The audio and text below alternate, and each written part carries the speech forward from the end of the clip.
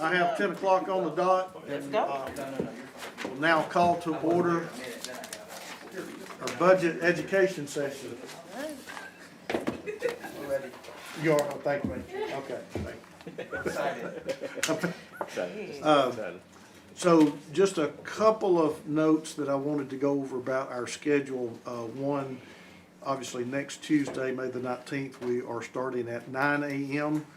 With Public Works.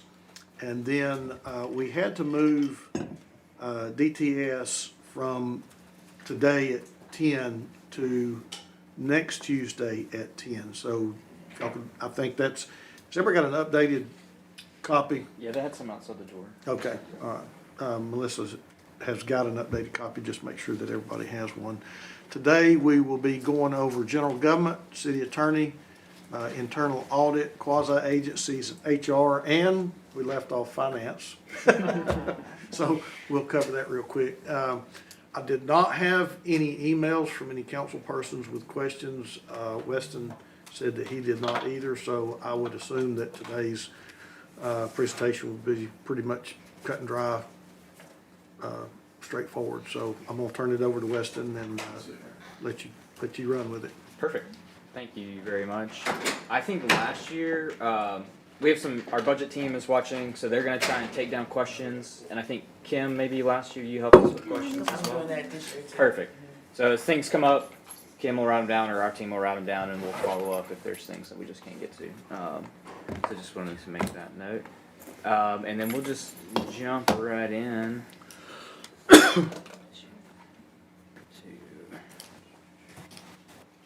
general government. Essential costs. This is when we're looking at kind of this bucket of the budget. The bulk of it is made up of debt service. Roughly half of it is the debt service at $21.8 million. And you have the contingency fund right now at $3.2 million. R&R, this thing's replacing like small equipment, chairs, desks, weed eaters, things like that. Things that aren't quite capital, but that departments need to operate. So that's money that gets allocated to the departments for things like that. The education per TCA, that's the mixed drink money that comes into the city and then we send to the county for education. This bucket also includes the money for 911 and McCamey. This is a bit of a change from last year. Last year that was in the police department budget. We pulled it out because it's more of a citywide function. 911 is a public safety, so it kind of is fire and police. And we just thought with some of the changes in there, it was kind of hard to track the changes in CPD's budget from like an operations standpoint. So we thought kind of pulling it out from here in this slide and then this bucket of funds made a little more sense. So that money is there. Essential costs, we have a slide that kind of breaks down what that other is. And then the $4 million at the bottom is allocated to agencies. I think Kevin sent out an email yesterday on that, and so we can touch on that as well. Debt service. This slide just kind of, I'm not going to read it to you, but it kind of shows the bond issuances that make up that debt service number, the balances on those, the annual debt service for next year, and when they mature. So just kind of an FYI for you guys. I'm sorry, do we have a digital of this that you're going over? Let me see. I can share it with you guys. If you could share every file before we have these meetings, that would be great.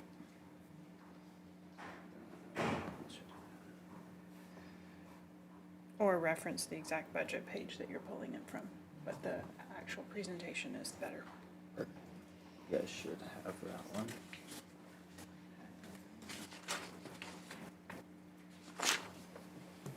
Is there a folder now?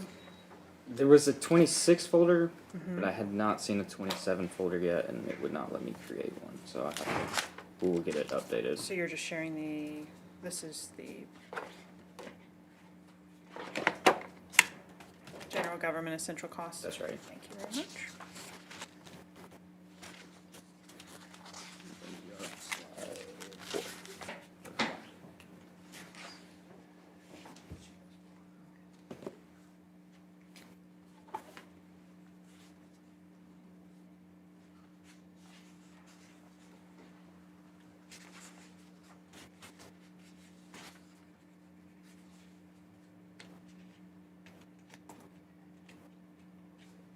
The R&R bucket is broken down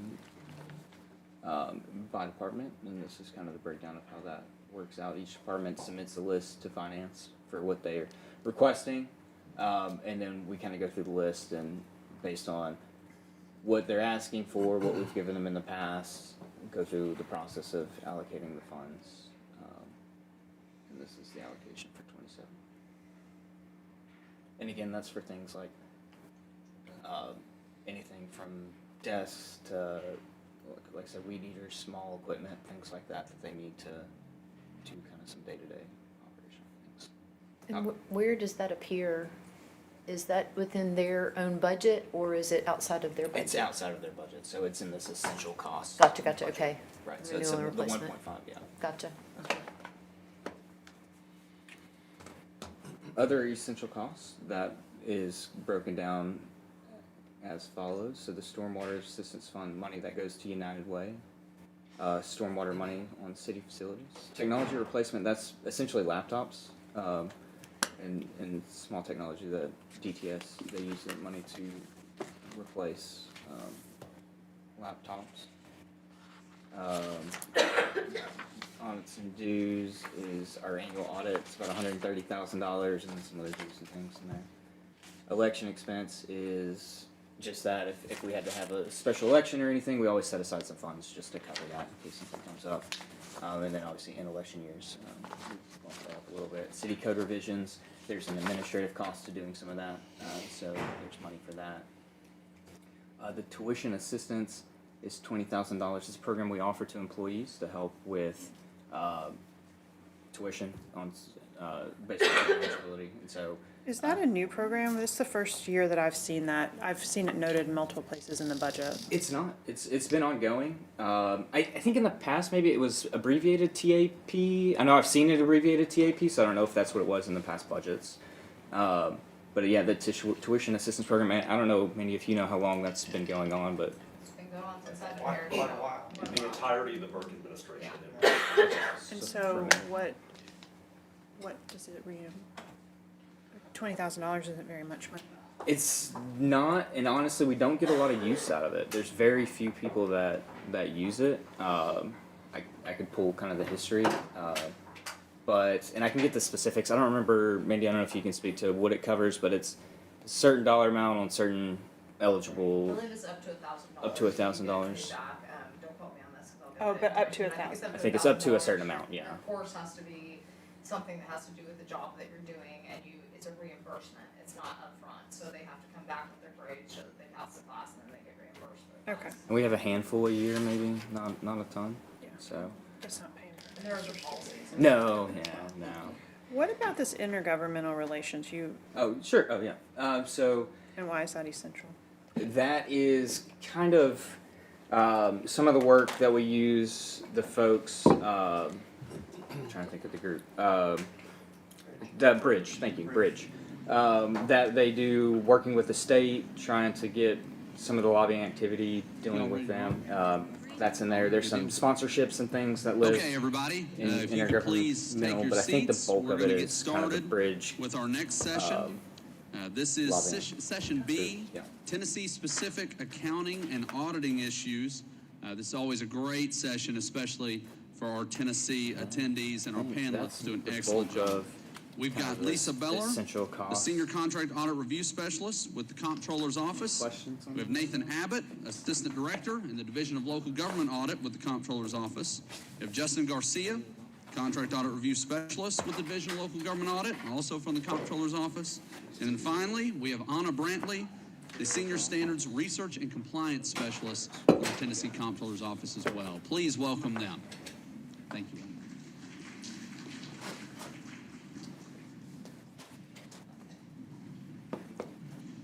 How is it that you're not allowed to make? All right. Hey guys, good morning. I don't Can know. y'all hear me?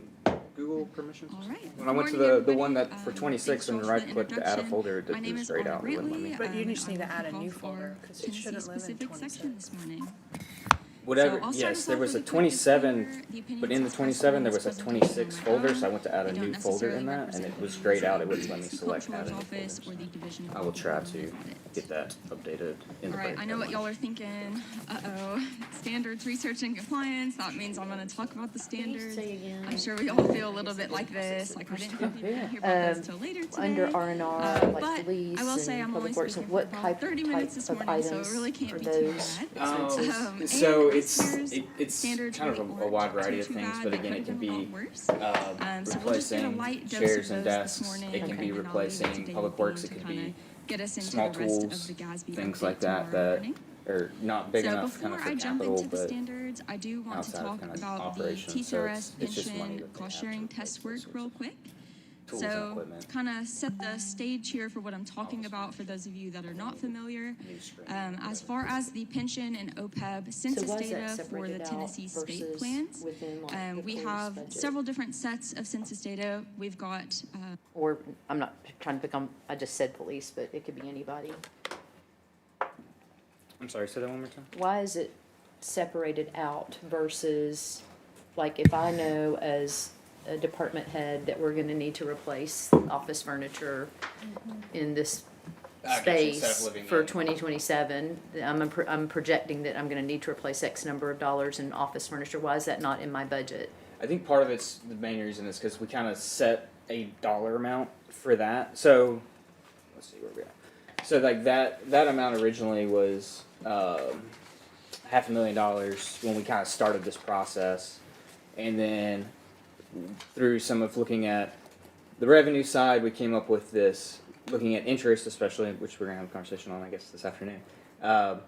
We realized the baseline when we went through kind of setting the baseline of those volatile revenues that we talked about was like 5.5 million. But to kind of from a budget standpoint, we felt like 6.5 was a good enough spot. So that $1 million delta got added to this line. So that 1.5 was a $500,000 got upped up to 1.5 later in the budget process. And what that allows us to do is say we know what the whole bucket is, and then we get all the asks, and then we can kind of help manage where that money's going, as opposed to we don't know how much to give each department at the outset of kind of the budget process until we go through some of this, and then we say, okay, here's the bucket, and then we kind of manage it this way, and then it gets broken out in the book. I think it's actually broken out. It says R&R dash police dash wherever it gets spread, and then when we meet with them every month, we meet with the departments monthly to go over their budgets.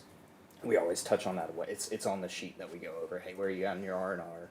How much have you spent? What are your plans to do with it? And we look at it all together. It's just in this process, it lives kind of separate because it's just easier for us to manage it that way. Okay, thank you.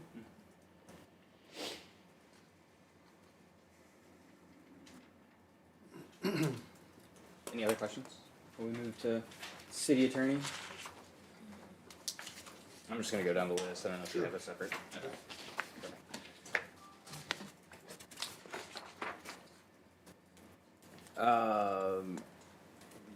City attorney's budget is these slides, just kind of a graphical representation of the budget, but you can see the bulk of it is salary and fringe and then services and other. The bottom right chart is the cost centers, but all that is in the book as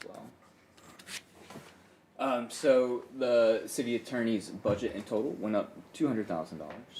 Benefits was salaries and benefits was 29,000 of that, and you can see the breakdown of that there. But the bulk of it is they moved a position over to risk, kind of a compliance officer that was in their office now is more aligned kind of with what risk is doing. So they've moved that person to the risk office, and then salaries and benefits increases, and then you'll see this like a couple times.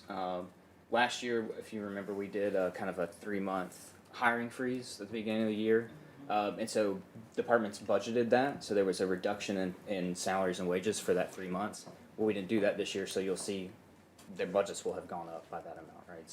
So last year they had $16,000 budgeted vacancy. They don't have that anymore, so their salaries would have gone up $16,000. over for that purpose. And then operations went up $170,000. We've listed some of them, not all of the differences, but some of the differences here, including additional legal service, outside legal counsel, decrease from warehouse storage and delivery. Library supplies went down because DTS is covering some of that now. And so, Why did the risk allocation increase? so the risk allocation is done based on headcount, and so we take kind of the total risk and divide it out by headcount. Last year, when we stood it up, the risk fund, it was our best guess. It was kind of based on what departments had budgeted for those items, mostly OJI. And we took the budgets for the departments OJI. on job injury. IOD, sorry. Mm-hmm. I always call it wrong. Injury on duty. And so we took what each department budgeted, put it all together, and kind of spread it across based on headcount. I think what happened is the departments just budgeted less than probably what they should have. And so this year, when we're actually looking at actuals and figuring it out, we kind of, I think, got the number closer to right this year than it was last year. So it went up, but it's more a function of last year, I think, was just too low. And this year is probably the correct baseline to kind of start with. And so the total went up, and so it gets spread based on the headcount.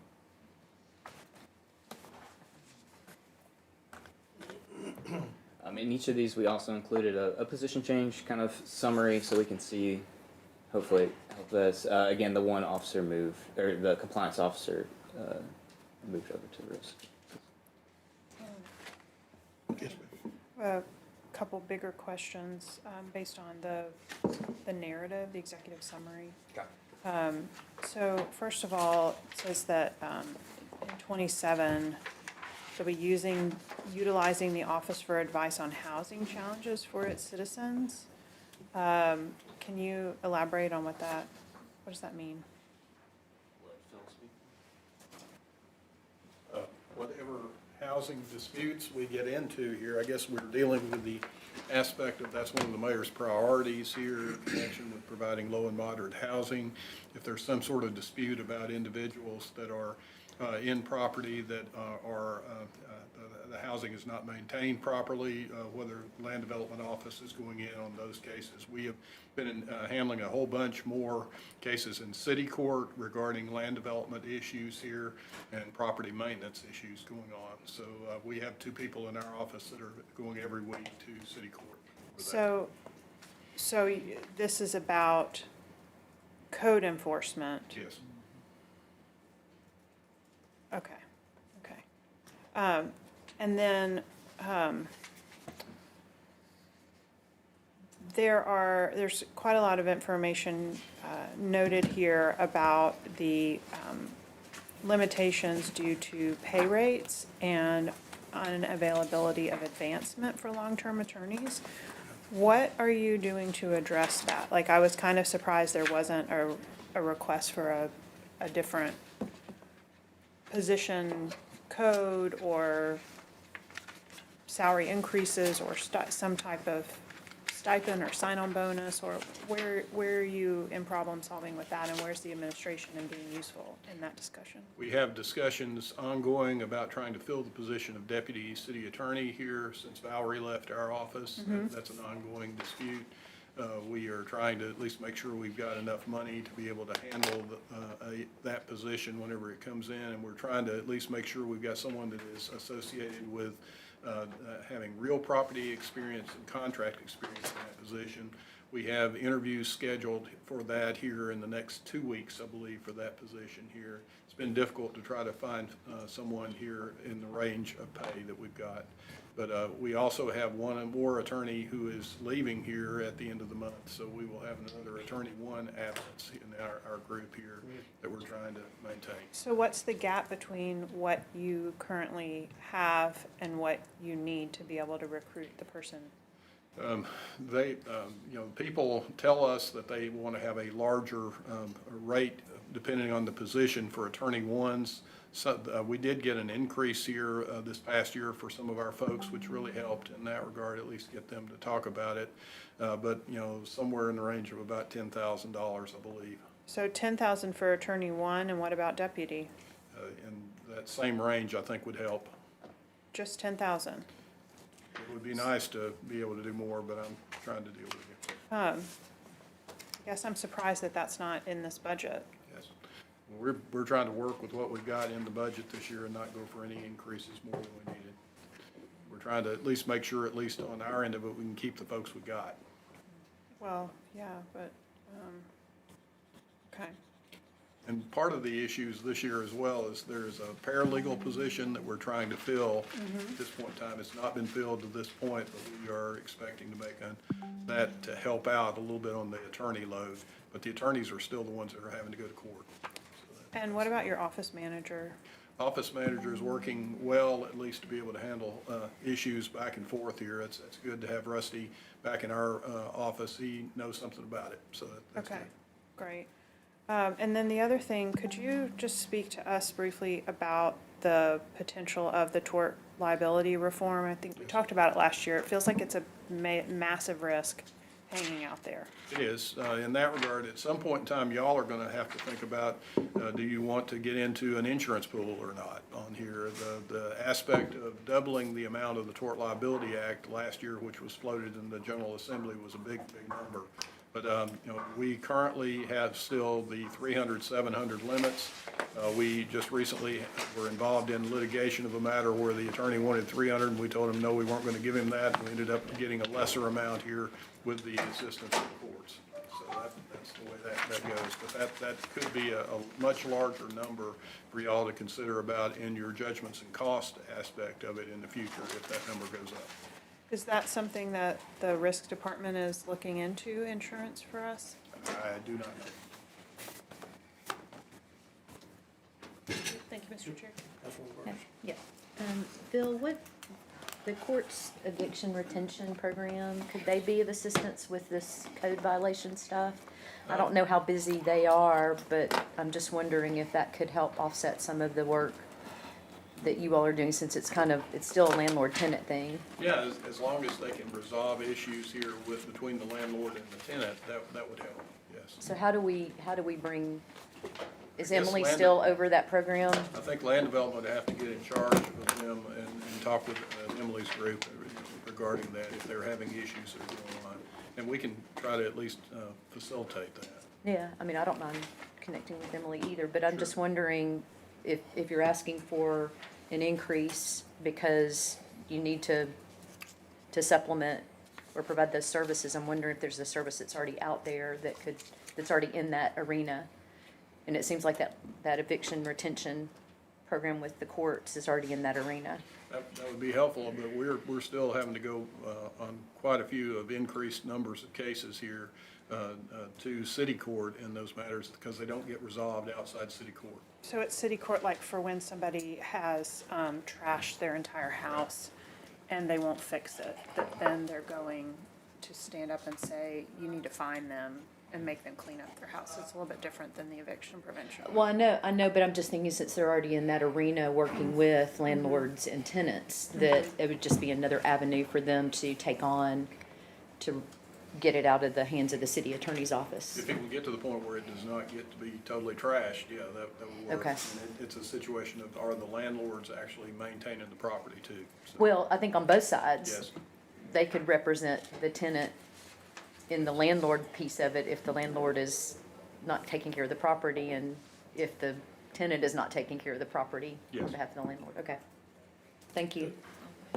Question, Mr. Chair. Thank you, Mr. Chair. So is there a role here for our administrative hearing officer to hear some of these cases as well? yes. Okay. And we are participating in those AHO hearings as well on there. Our folks are handling those whenever the AHO schedules a hearing for property in that regard. And the purpose for that is there's a larger penalty potentially for that, or there's the potential to get the property maintained better. And we're doing that as well. Okay, all right, thank you so much, Bill. Thank you, Mr. Chair. Yes, ma'am. Any other questions for city attorney? Not, we'll roll into audit. Stan, you're up.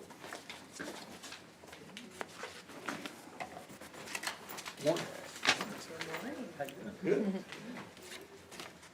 All right, internal audit audit's budget is pretty much flat. They had a total increase of $21,000, just on almost 22,000, but the bulk of that is increases in salary, the COLA, and the change in benefits.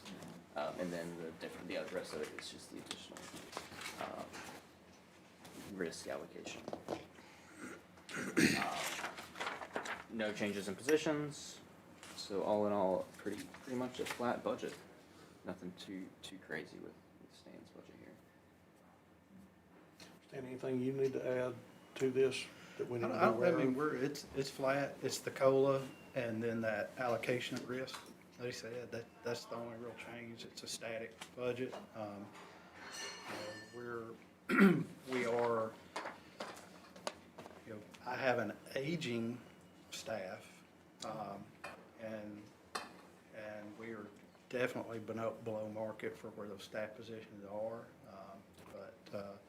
So at some point, it's just going to be kind of like Phil, where he's looking for lawyers and the pay rates that we have. And so as I have turnover, year over year, we come in and generally our budget's just static.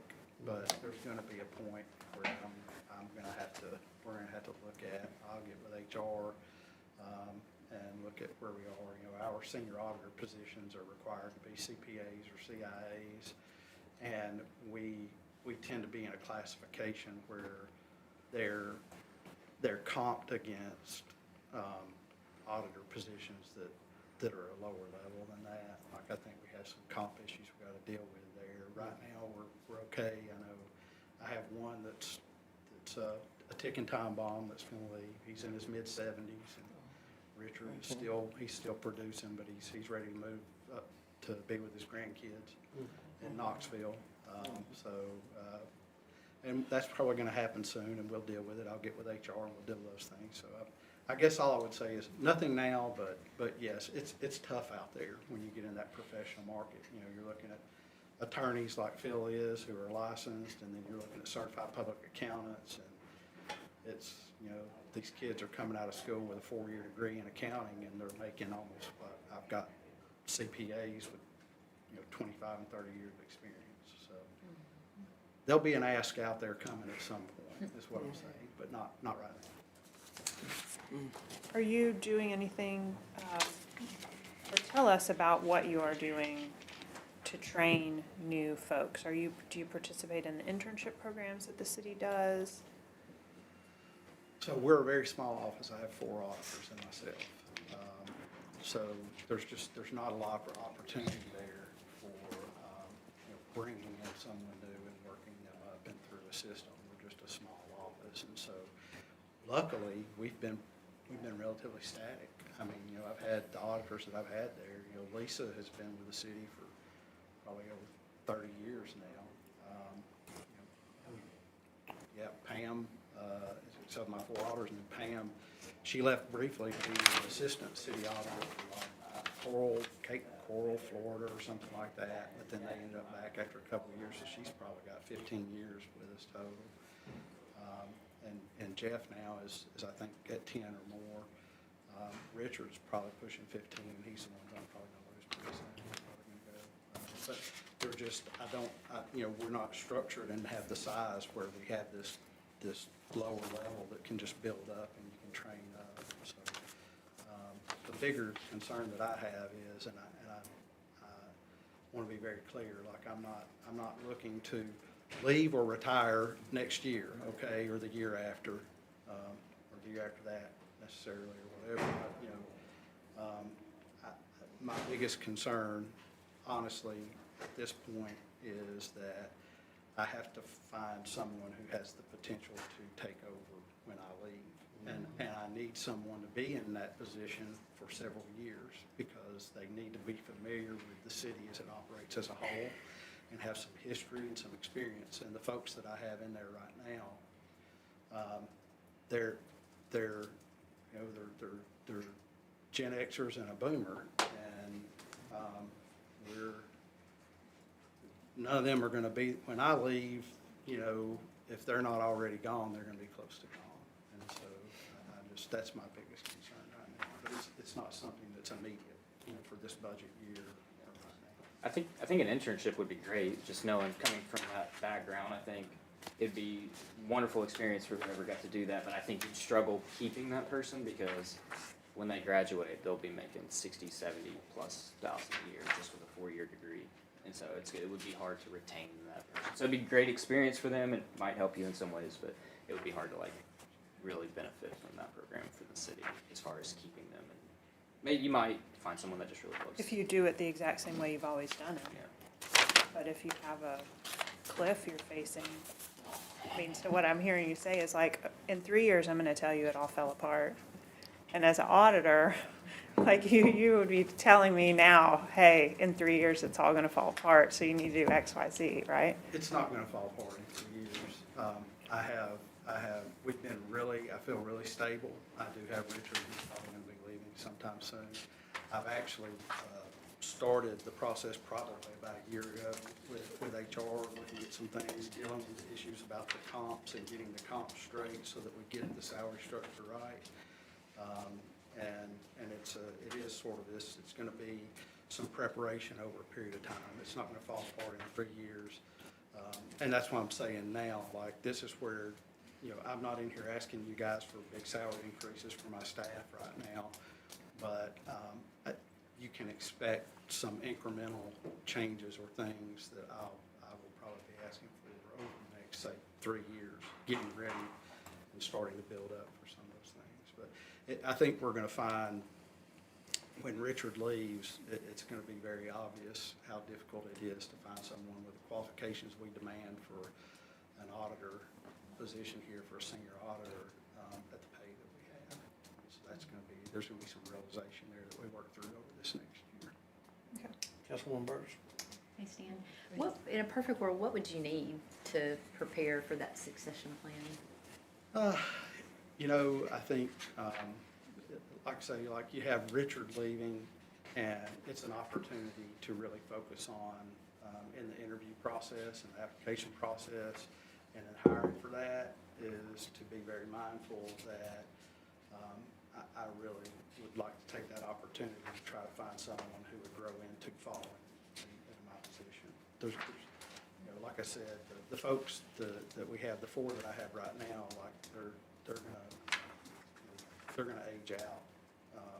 They're not going to. There's not gonna be someone there when I leave who's been here for several years, who's ready to move into it. They're gonna be ready to retire too.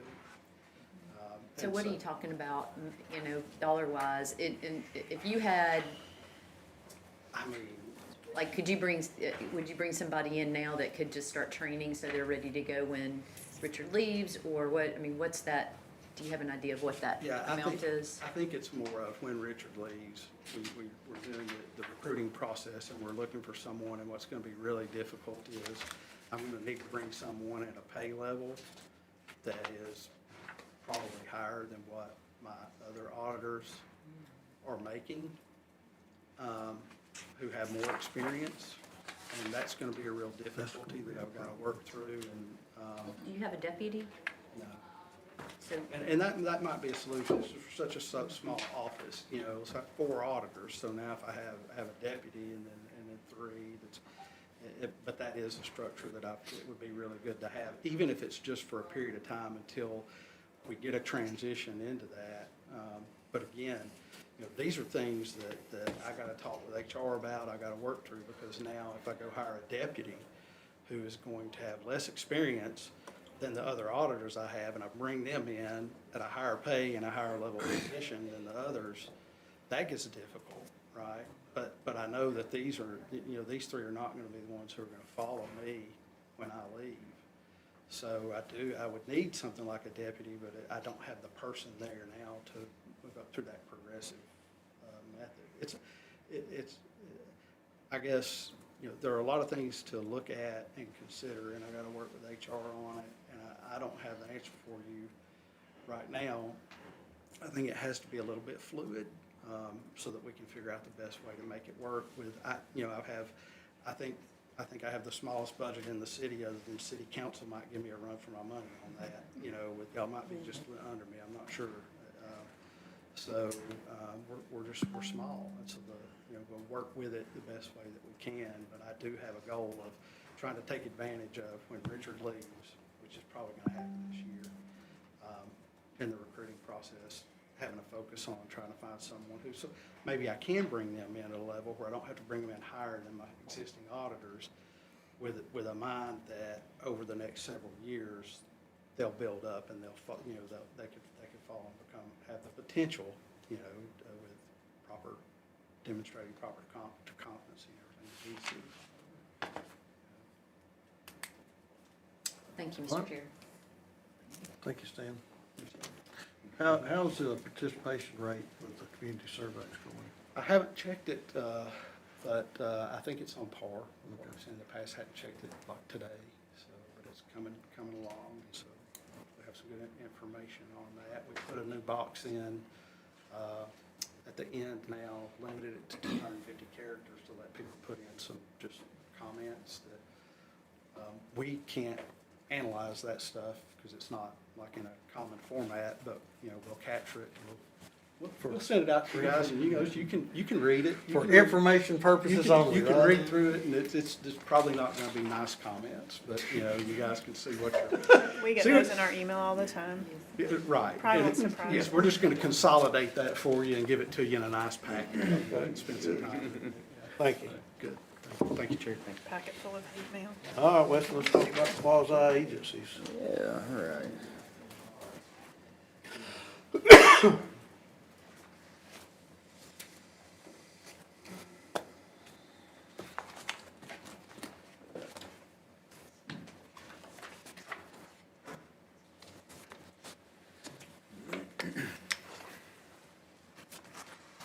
Mr. Chair, Yes, ma'am. I just want to make a statement to Weston that, I think it's, I don't know if that's your assistant, but they sent out a Crystal Creel. Christy Creel. She did send us out a folder with all the stuff in it.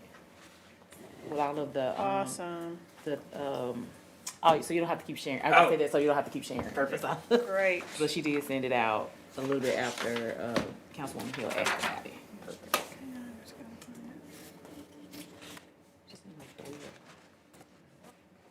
She put it in a folder and shared the folder? Yes, it's in on there. But that's the budget and finance. And then she have a bunch that she sent.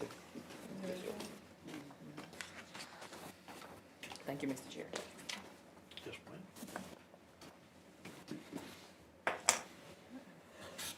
Oh, a folder for everyone.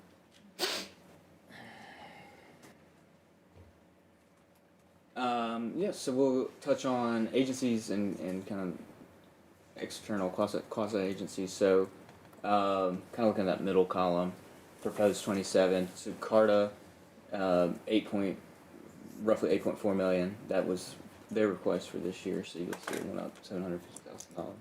That's just our continued ongoing support for the work that they're doing. Enterprise South and the Tennessee River Park. Those are shared maintenance dollars. So the county gives us kind of, they go in and estimate what they think it's going to cost to maintain those two pieces, and then we split the cost with them. So they invoice us for half of each of those. So those numbers come straight from county. And then going into kind of the quasi agencies, you see Air Pollution Control Board, the Bessie Smith Cultural Center building maintenance. Again, that's a number we get from Public Works, and then we share that with the county. So that's the number that half of the number that Public Works thinks it'll take to kind of maintain that building for the year. The Chattanooga Public Library, then some small grant supplements, and then RPA. And then Karen will be here next week to kind of go over with city planning, and so she'll also touch on kind of RPA in a little more detail at that point. But that is our allocation to RPA. Again, the county cut there. They were about $900,000 funding to that agency that they decided not to do this year. So Karen and the staff, as you guys have heard, have done some good work kind of make that up. But she'll be here next week to speak some more to that. Sorry. Are you? Just one, here you go. Yeah. So the Bessie Smith Cultural, you said that was for building maintenance. That's our portion. Correct. Okay. Because then we've got another 90 suggested for an agency allocation. Right, So that is not for maintenance. That's operations. Operations. Okay. Okay. Thank you. in the past, I think we've called this Heritage Hall, but I didn't know what that was when I started, and I think just this is just a little more clarity of like what we're actually talking about, so we changed it to actually say the Bessie Smith Building Maintenance.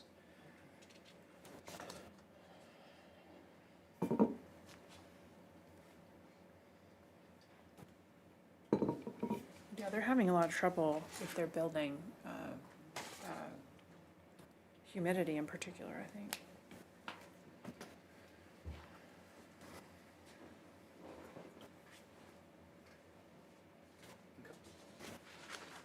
Some of the other agencies that we fund,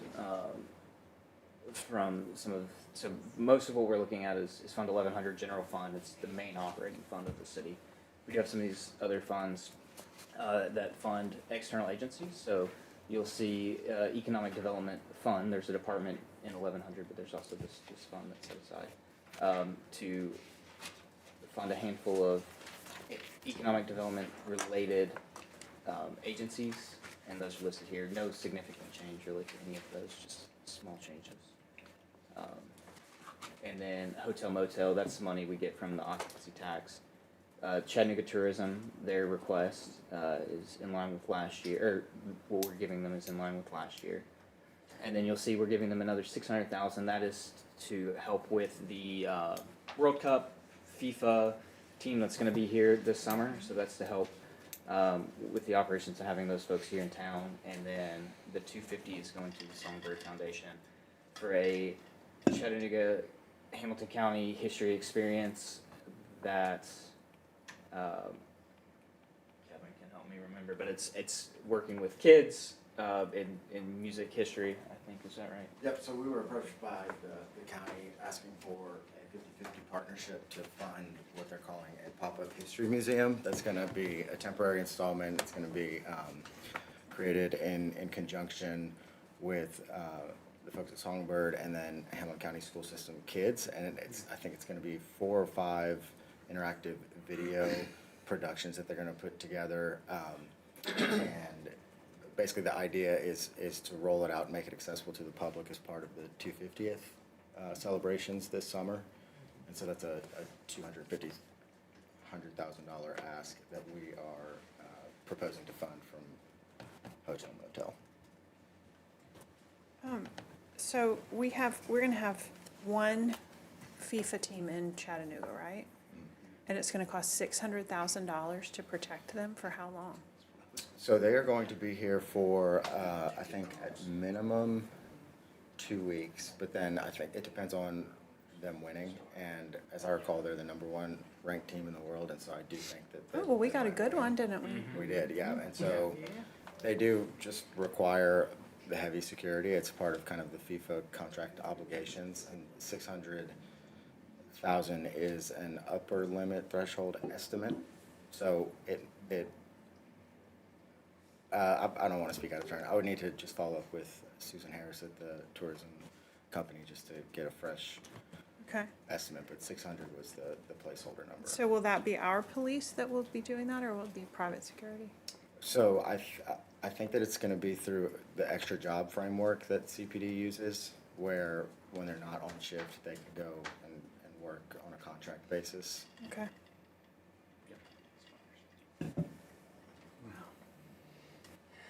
Money for 2 weeks. Get why Harry and Meghan have such a challenge to get their security lined up.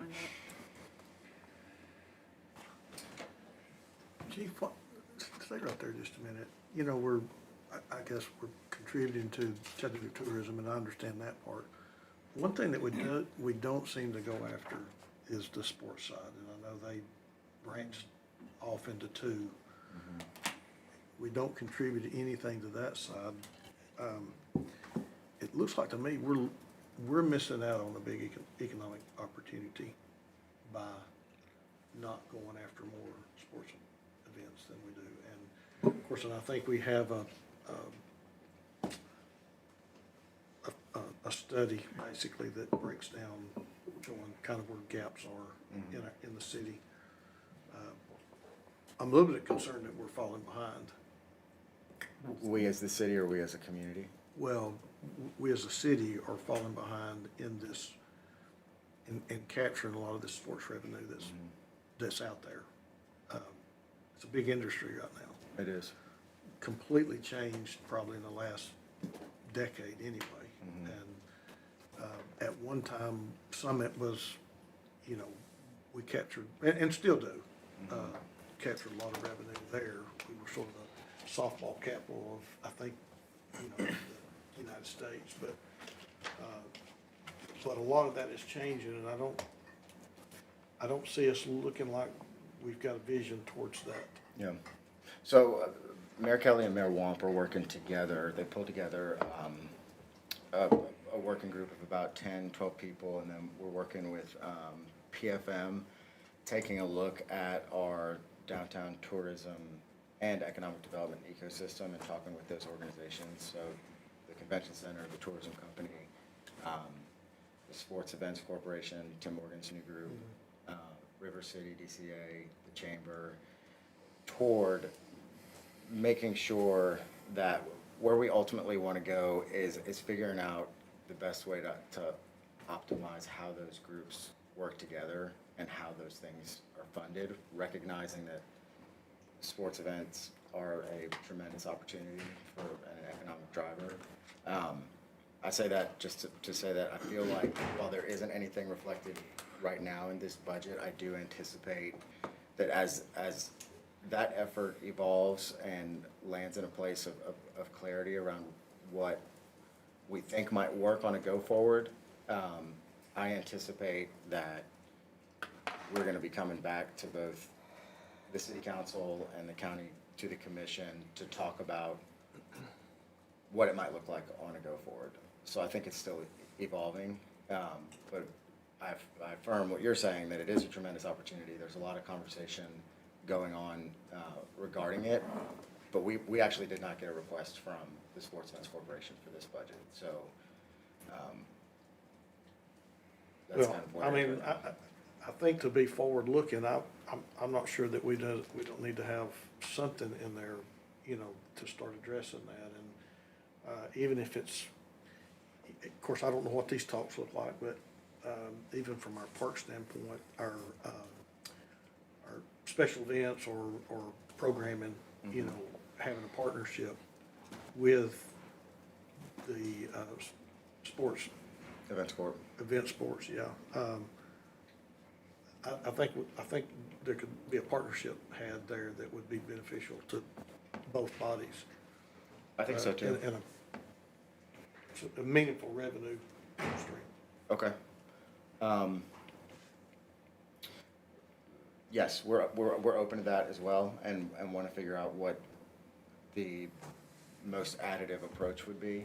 The county contributes about $500,000, don't they, to that? Yeah, but they just started doing that, as you know, kind of midway through their budget. Yeah. In 26. Okay. And did they reduce their tourism company?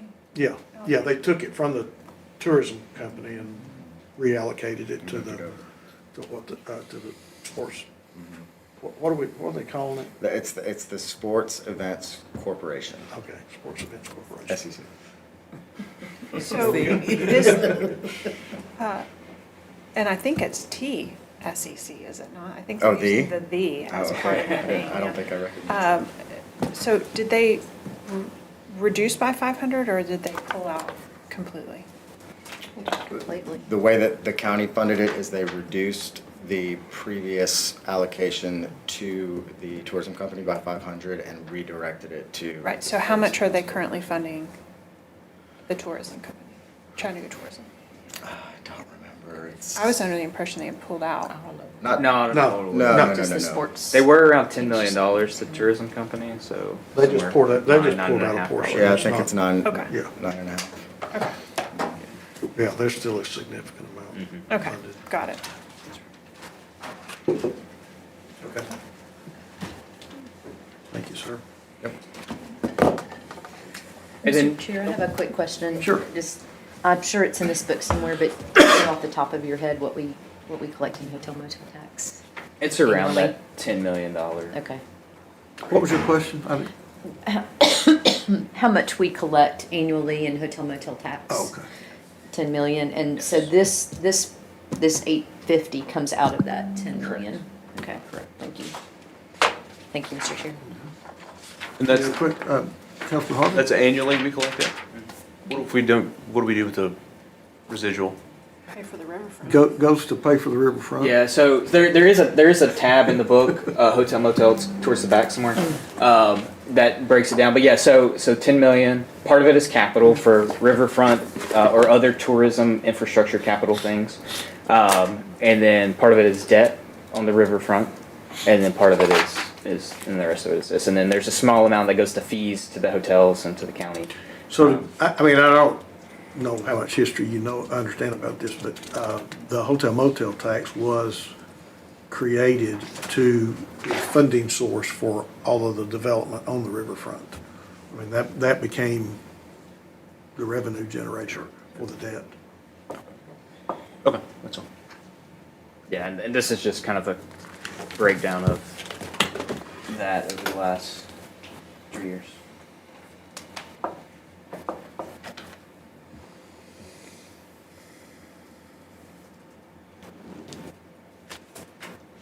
And that's paid off, the debt's paid off 2032 or something like that? That's right, somewhere around there.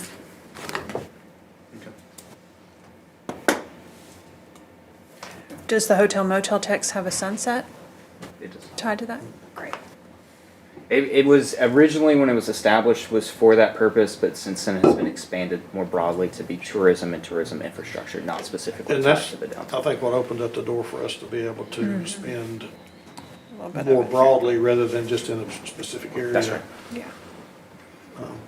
As long as it relates to tourism. That's right. Okay. Any other questions on quasi? All right, looks like we need to move to HR. Are we not doing DTS today? No, Gerald's I made that- today.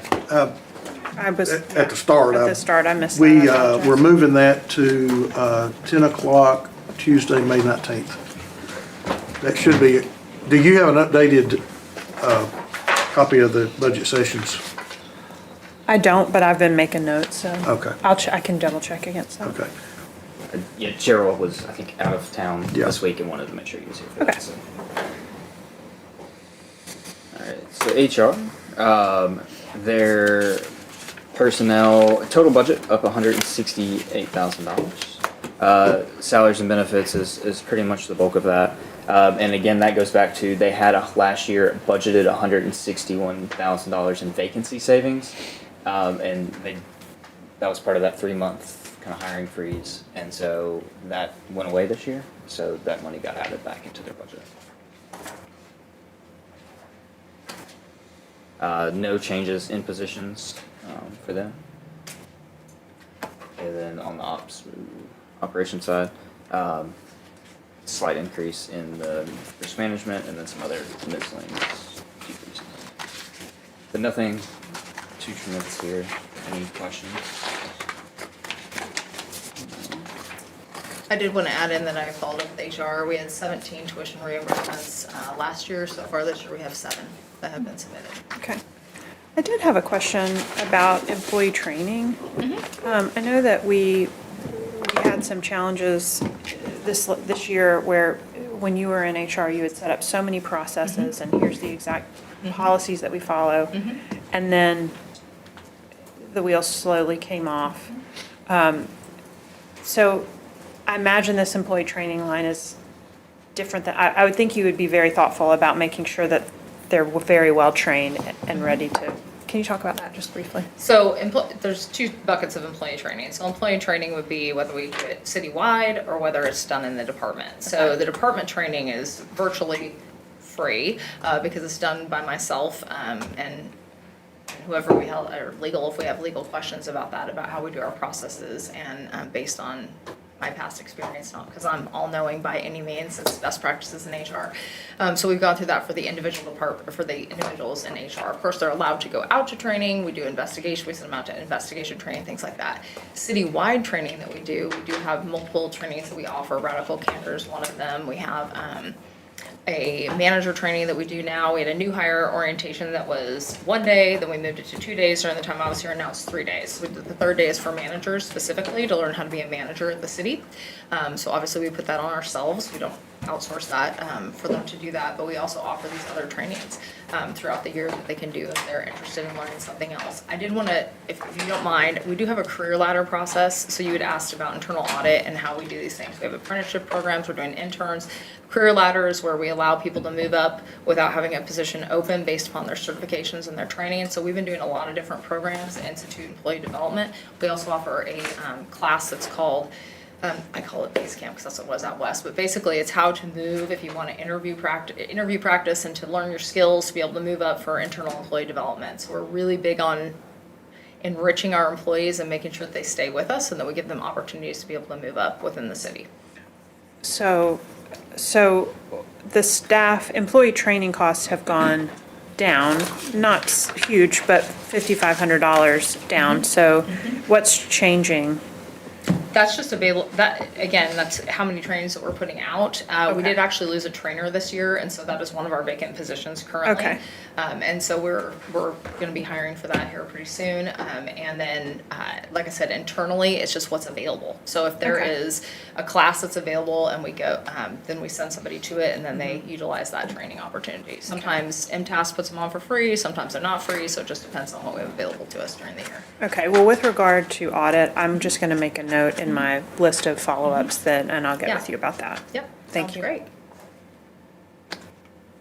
Nobody else wants to talk HR? All right. Thank y'all. Thank you. Heck out of here. Congrats on getting somebody chosen. Thank you. Good. We'll hit finance real quick. So we left it off the list. Finance budget went up 1.6 million, but as part of the bulk of that 1.4 and some changes, we moved purchasing from a budget perspective into finance. Before it was kind of broken out like DTS. Operationally, purchasing has always been, or not always been, since I've been here, it's been under finance. And so this is just moving the budget to kind of align with that. So that's the bulk, again, 1.4 and some change of that is just their budget coming into ours. The rest is primarily the salaries and benefits changes. So nothing crazy there. So the 12 new positions moved in from purchasing, and then we did add one new position in payroll, and it's a part of our kind of effort to more centralize the payroll function in the city. The way payroll had worked in the past is in each department there may be multiple folks that deal with payroll, and it's usually an EA or somebody where it's one small piece of their job. And it led to a lot of issues where things weren't being submitted right or on time or whatever. So what we've done is try to take those, add a position in payroll and then take those responsibilities off of those folks to allow them to do other EA things or whoever it is to focus on their other and allow us to kind of focus on the payroll piece and hopefully cut down on the errors and the issues we were having in payroll. So we had some existing positions that we were able to work with and bring folks in, and this is just one more person to add to the staff to help with that process.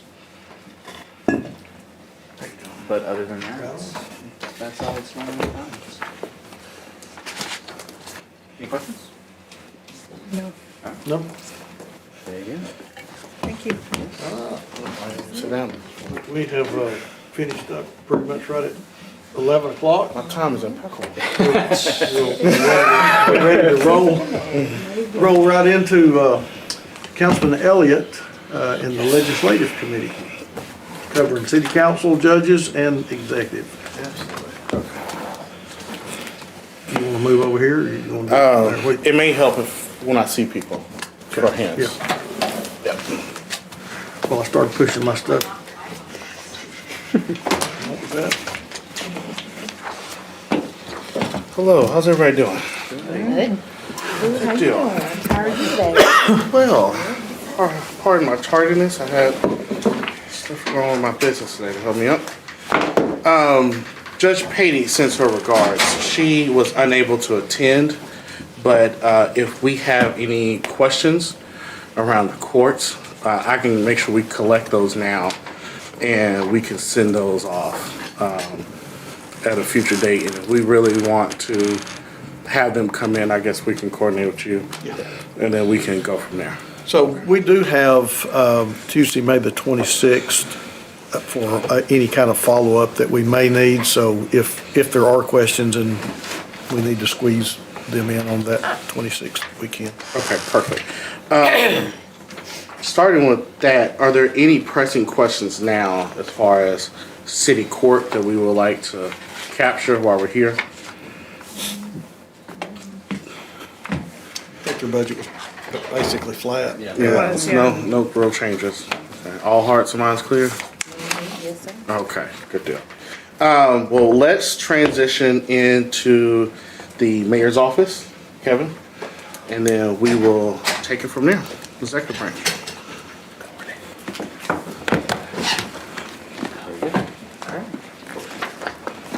Again, this is just a graphical kind of representation. The top left is kind of the buckets that their budget falls in. The bottom right is cost center breakdown.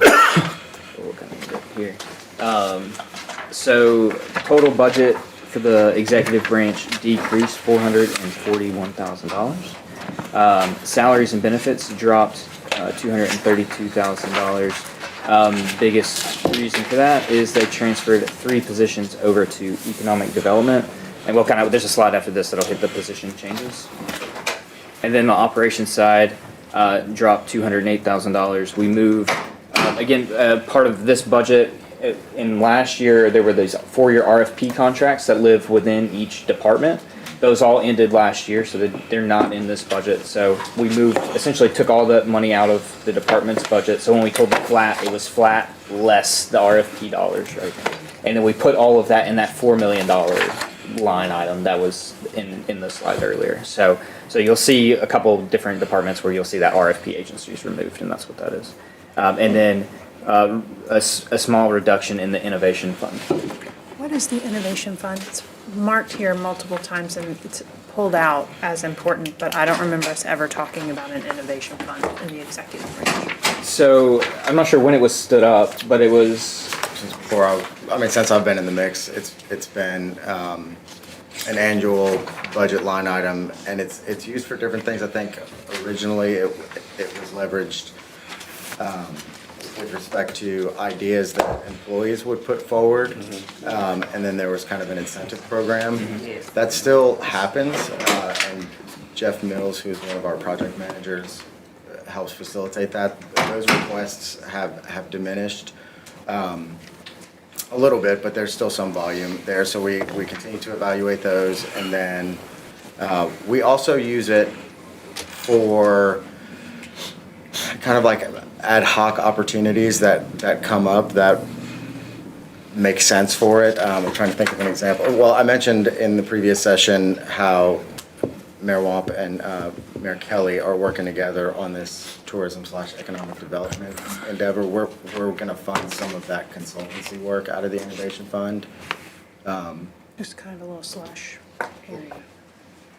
A little bit of flexibility there. Yes, ma'am. Thank you. I think for context, it started under Ryan Ewald as COO. Remember when we launched it? I don't know what it looks like now, but Yeah, it started under the IDP Yeah. department, and Ryan Ewald was the spearhead of that innovation fund. Yep. And so employees submit their ideas and we look at them and evaluate them, and if it's good, then we use the money to help implement the idea or on like a pilot basis, and then there's also a small incentive depending on certain criteria that gets paid out. yes, ma'am. Did the innovation fund reduced, where is it on this summary? What category does it fall would under? Be in services. In services, okay.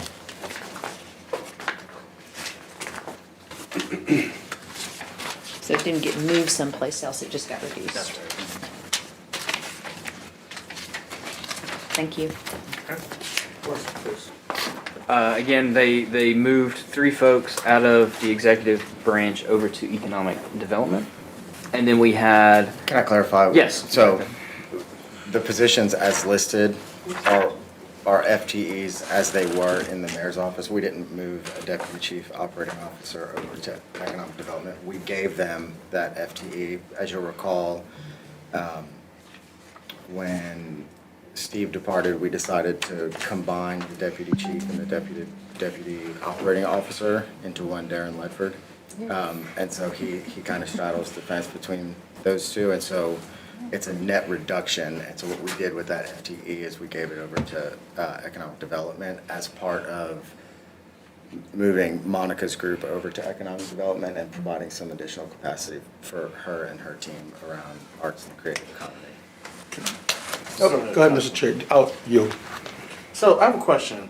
So when Steve was relocated, was that not done through reduction in force? I think Steve moved over into an already existing project manager role.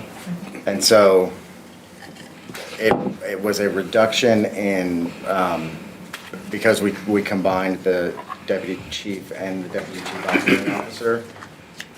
The mayor's office reduced kind of like the number of actual people, but that FTE did not disappear, so it's not a reduction in force because we moved that FTE over to economic development. So do we only define reduction in force as the job title going away and not the salary? I think a reduction in force would be when we're eliminating an occupied position and the position and its salary and the person occupying it goes away. Okay. That's it. Okay. Councilman Clark? Thank you, Chairman Elliott. Going back to the notable variances with the budget decreases versus some of the position requests. The 311 operating customer service representative position is going from a CSR 1 to a CSR 2. Is that a variance increase in the amount that they get paid, or is that a new, because it's not a new position, it's a classification of an CSRS 2, which is more additional money for them? It is. Okay. It's an incremental compensation for that position. Because they're moving. So why is it a position request and not just, if it's an incremental compensation from the, because we still have CSR ones, is that correct? We do. Okay. And so, but every position that we have has to be authorized in the budget ordinance. And so because this individual is moving from a CSR 1 to a Gotcha. CSR 2, we have to, that change has to be reflected in. So it's just one individual, this is not a reclassification of all CSR ones into CSR, We're okay. just changing the mix of CSR 1s and CSR 2 by reducing a CSR 1 and creating a new CSR 2 to accommodate that promotion. Gotcha. That's what it was not reading to me. Okay, and I also want to go back to the decreases. Sorry, I want to make sure I'm doing, I don't, who's controlling that? The salary decreases when it explains that it goes from COO, I'm sorry, someone could, who's? I'm driving. Okay. Yeah, it was your, The slide deck? It was the slide deck where we were, yep. Please, yeah, if you could keep it there just for a second, thank you. The three positions transfer to economic development. So the position transfers were from, for lack of a deputy CEO and an assistant, correct? To the COO. So That's what, correct. but we did not replace those, so is she like Lone Ranger in that department, or? That's right, so Okay. so that executive assistant. Thank you, stay right there, Weston, please, thank you. The executive assistant role and the deputy chief operating officer role, both were vacated, and instead of rehiring, we combined deputy COO with deputy chief of staff, and thereby could free up that position to transfer it over to economic development. So, but we're not adding an executive assistant back to the, like that, those positions are gone for that division That's right. altogether? Yes, sir. Okay. And when we're transferring them to economic development, what are those comparable roles? Like, for instance, the salary for a deputy chief operating officer to economic development, I think you mentioned that was going to Monica. Were the salary ranges comparable, or what was the No. equilibrium in the transfer since those positions no longer exist in the budget? Yep, so there was a reduction because the deputy chief operating officer position costs more than the position that is gonna be occupied in economic development, and so that's part of the savings or the reduction in the overall budget for the mayor.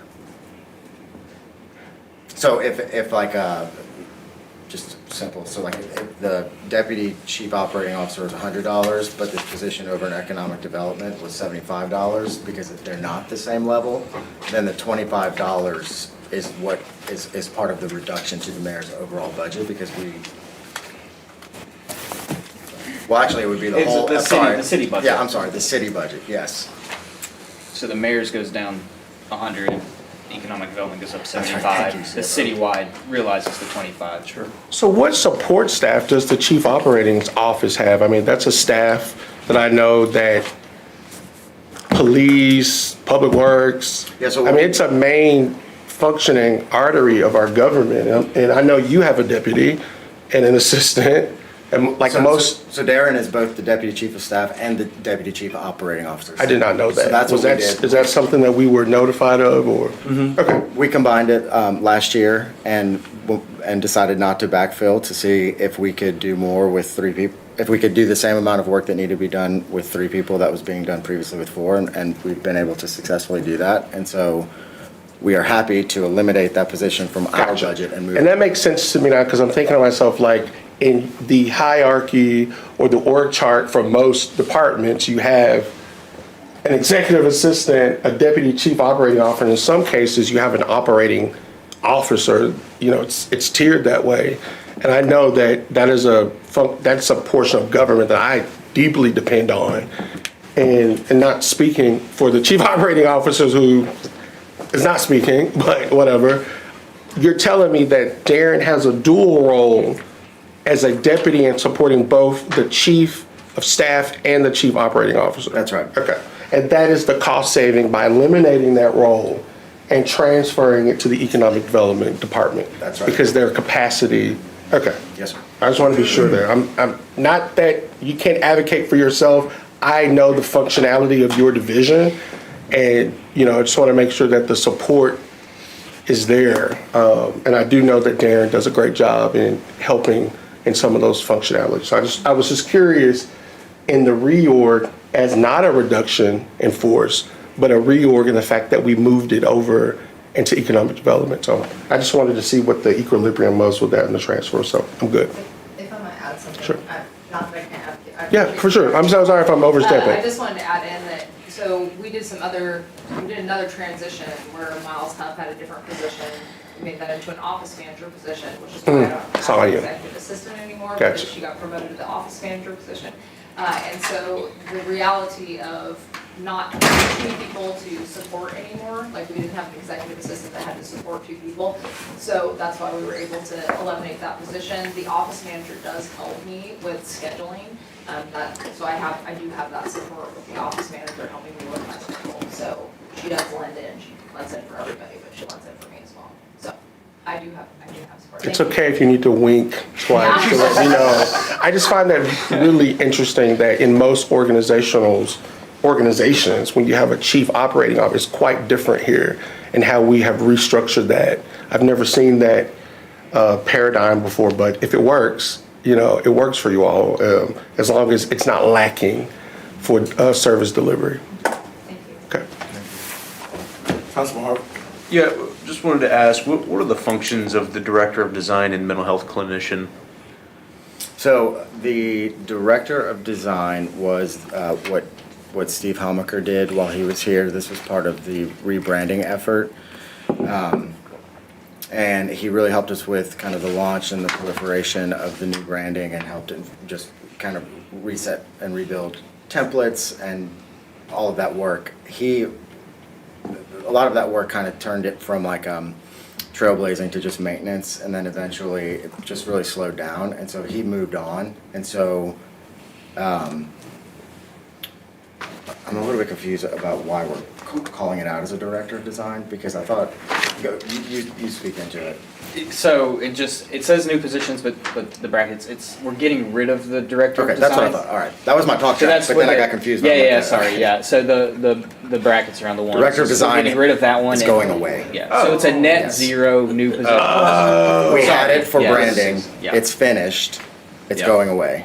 Okay. And what we did with the funding that was for that position is we used a portion of it and gave that funding over to RPA to help offset their reduction and help preserve a staff member. Okay, very good. Who is going to do a little bit of the branding work that Steve was doing in addition to the work that she was already doing for RPA. Because there's comparable skill set there. Who is that person? Melanie Collins. Oh, yeah. We love her, brother. All right, are you good, Councilman? Yeah, mental health clinician. Okay. Is that for? Family Justice For the Center. Family Justice Center. Okay, Okay. it's at the FJC. Okay, all right, yeah, that's good. Okay, thanks. Councilwoman Hill. Thank you. In the executive summary, there was a statement that I found interesting, that inadequate funding is one of your most significant challenges in the executive branch. So what is your inadequate funding? I think that we're probably talking about just like in the aggregate that every year we're finding opportunities to do things more efficiently in recognition that we can't just keep hiring and bringing on additional people in the way that we could if revenue or resources were not a limiting factor. And so I think that the purpose of that line was to kind of speak to this continuous commitment to doing things more efficient. While the cost of doing business in general continues to go up, we are recognizing that we're resource constrained and are committed to efficiency. Stephanie, would you add anything to that line? Who? Oh.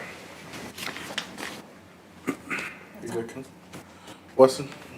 All right, that's it for executive. Good. Yes. Any other questions for the executive branch colleagues? All hearts and minds are clear? All right. Thank you, sir.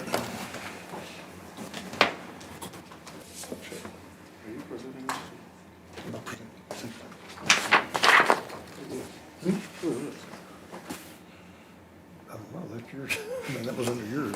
I was just cheering it. I mean, well, actually, the chair usually does, but. Is this for city council? This is for city council. So city council has roughly 75% of the budget is salary and fringe, salaries and benefits. Two cost centers, kind of the admin cost center, and then there's one cost center dedicated to you guys' district expenses. And if I'm correct, nothing really has changed from last year to this. No. But colleagues, I will advise you of this. Chairman Davis has an email in his inbox, if he shall approve it, where I'm requesting to place our policy position on the agenda next week for consideration.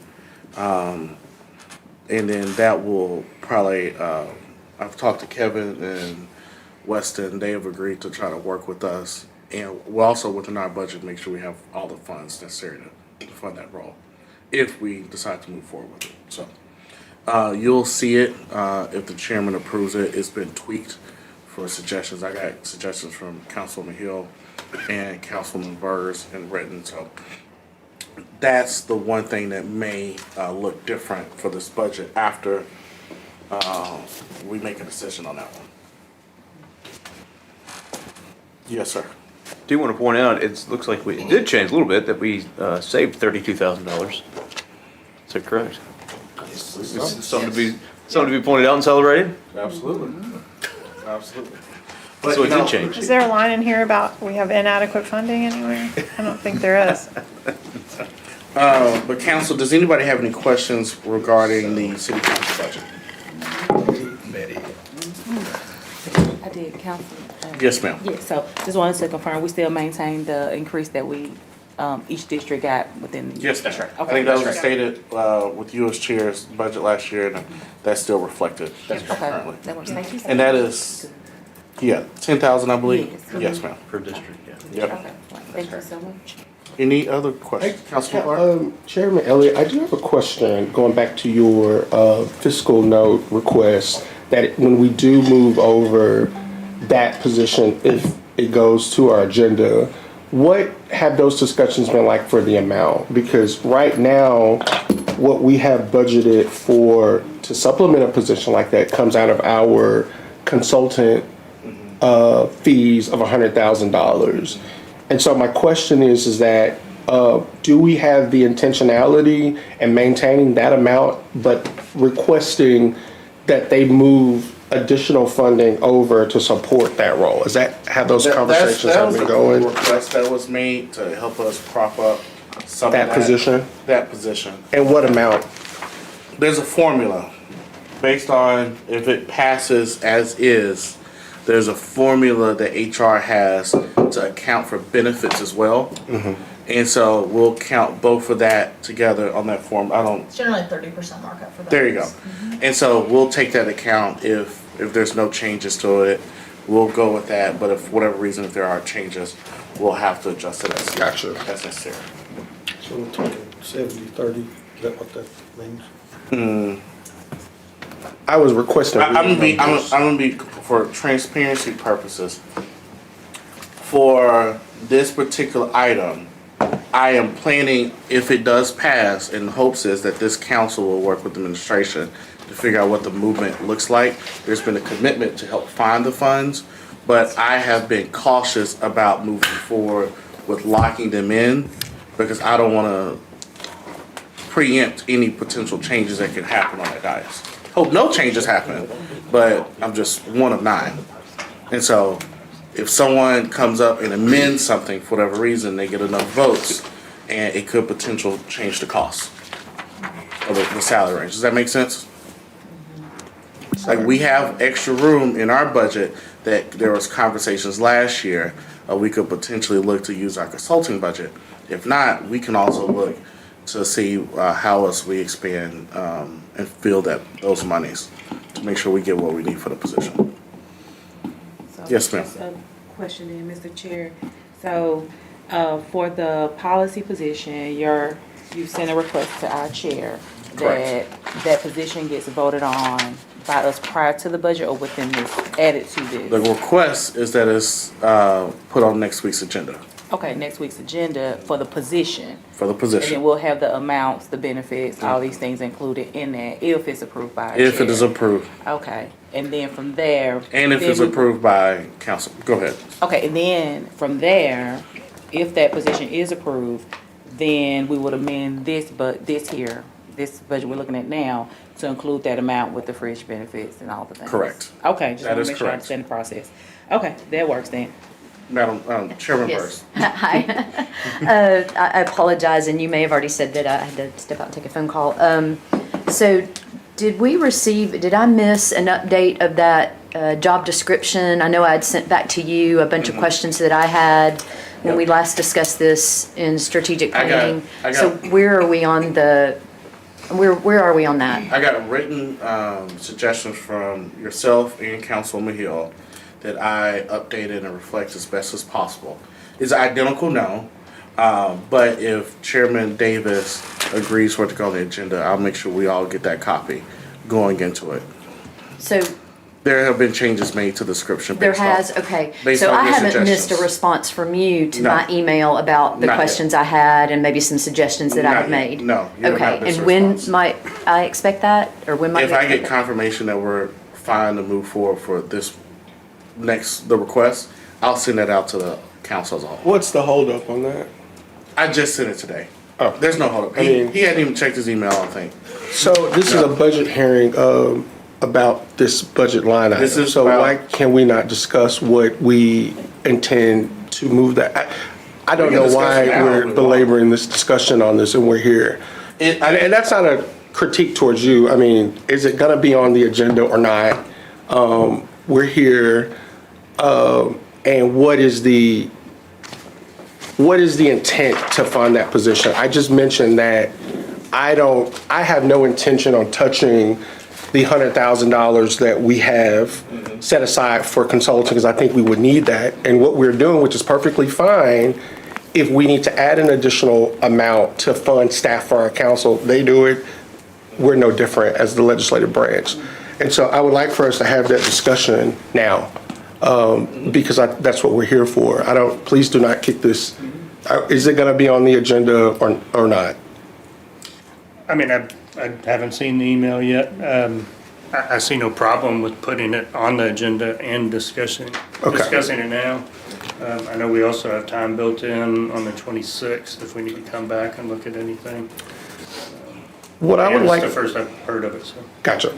So what I would like to propose for an amount to be moved over into the executive branch to fund this position is to cap it at $110,000, which I think is comparable for the position that we're seeking, for the talent that we're requesting, even if it's someone that it would be moving over internally from a different department.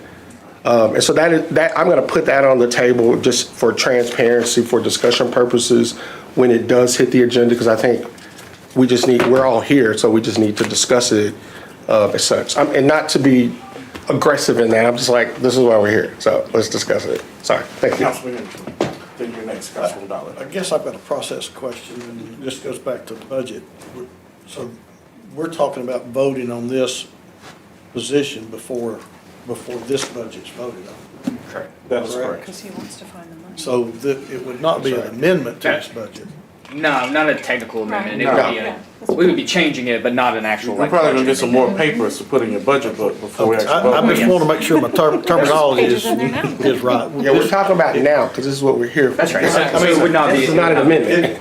Would this be considered, Phil, an alternate? If we change this budget, can we just change it now and it's the budget, or we have to list it as version 2 or 1 or no? You're not presented it in a budget form. No, yeah. Correct? Correct. In the form of an ordinance. Yes.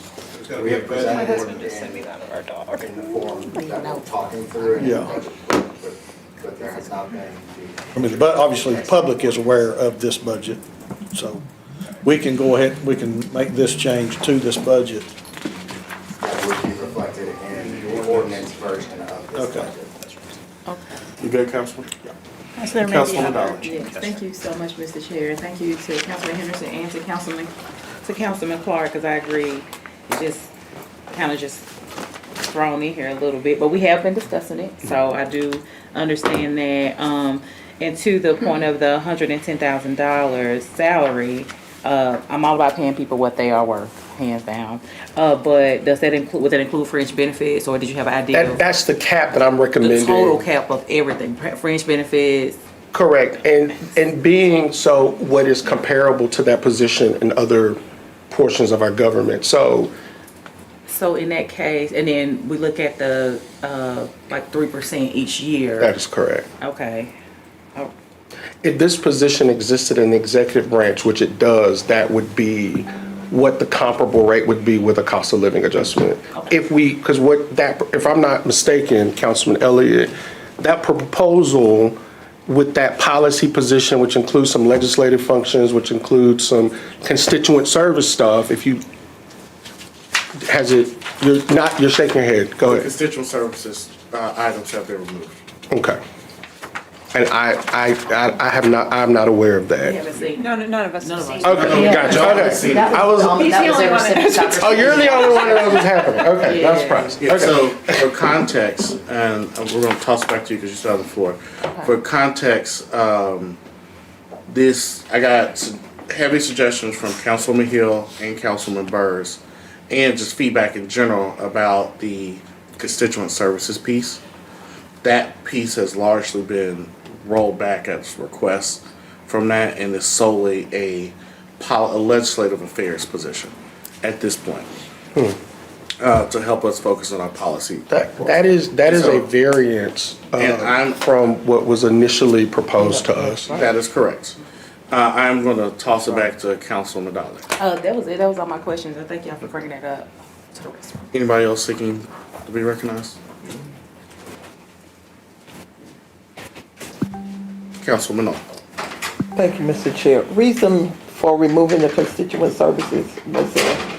I had gotten just a lot of feedback from the two conversations we had previously. I think we had this last May or June, and then even in our most recent conversations, we had a lot of folks who were resistant against the having dual roles.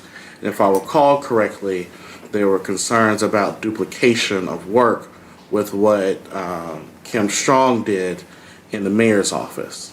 And so that was highly suggested for multiple people. Now, my original proposal, I wanted to have both. Now, that was the raw, uncut version. And so what I am presenting now is the compromise version to hopefully get something over the hump. But if there is a desire to put some of those items back in there on the floor, I am open to that. But this is something that I've worked with and gotten feedback from colleagues, and this is the consensus I've gotten so far. So when it was brought back before us, what was the top out salary on that? What was it? The original top out, I couldn't remember the top out, but originally Do you remember? I'm sorry. But do you remember, Chief Green? I believe when we initially started this, that 125 with benefits was what was suggested, or as a salary. I think y'all are comparing this to Dylan Rivera's position. He's the director of policy and implementation in the mayor's office. And he makes $85,671 currently. I look at this, let me see. He's an MPAP, so he does not have a range, because if they're appointed, MPAP means that they're an appointed person, so there is no range for that. You're designated a salary from the mayor. So for context as well, when I embarked on this, we did get a pay study from HR to compare it to like positions across other municipalities of our size. And they had a range. I can pull that up again or have it ready for next week for discussion. My original proposal, I think it was a GS 22, if I'm not mistaken, and that starting salary, the starting salary was 105. But after feedback, what you'll see, and this, I believe this is what I presented last time, the salary was rolled down to GS 17, and the base for that is 91. Okay. I got a clarifying question. Yeah, 1 second. Oh. Councilwoman also has the floor. Okay. And Councilman Clark wants to top it out at 110. As a part of a compromise, but I was not aware that the constituent service component had been taken out. And that's, again, I don't know if it's in an email that was sent, and I probably have missed it, but I do believe that we need to go. We have not gotten it yet. That we need to go back and revisit that. And although I do respect the opinions of my two colleagues, this is a 9-member council. And I'd like to have that conversation about how that could possibly be a hybrid to encompass those skill sets that we need in both legislative policy and constituent services, which is possible. Those roles do exist in other legislative municipal bodies throughout the country. It's not abnormal. But what is abnormal if we do not pay them the comparable rate, especially if we're willing or trying to fill that position internally, meaning that someone would transfer into that position, then the 110 I thought was a compromise to the 125 to Dylan's, but it has changed. And so my proposal, which is I think should be opened up for discussion, is that that component, the constituent service component, should be added back in there, and that we should top that salary out at 110 is my proposal. I'm one of 9. So I'll just say that. And really quickly, are you good on that one? I am. Thank you, Mr. And Chair. I'm good too. Thank you, sorry. Councilman Harvey. And then Go ahead, Councilman I'll yield. Councilman Henderson.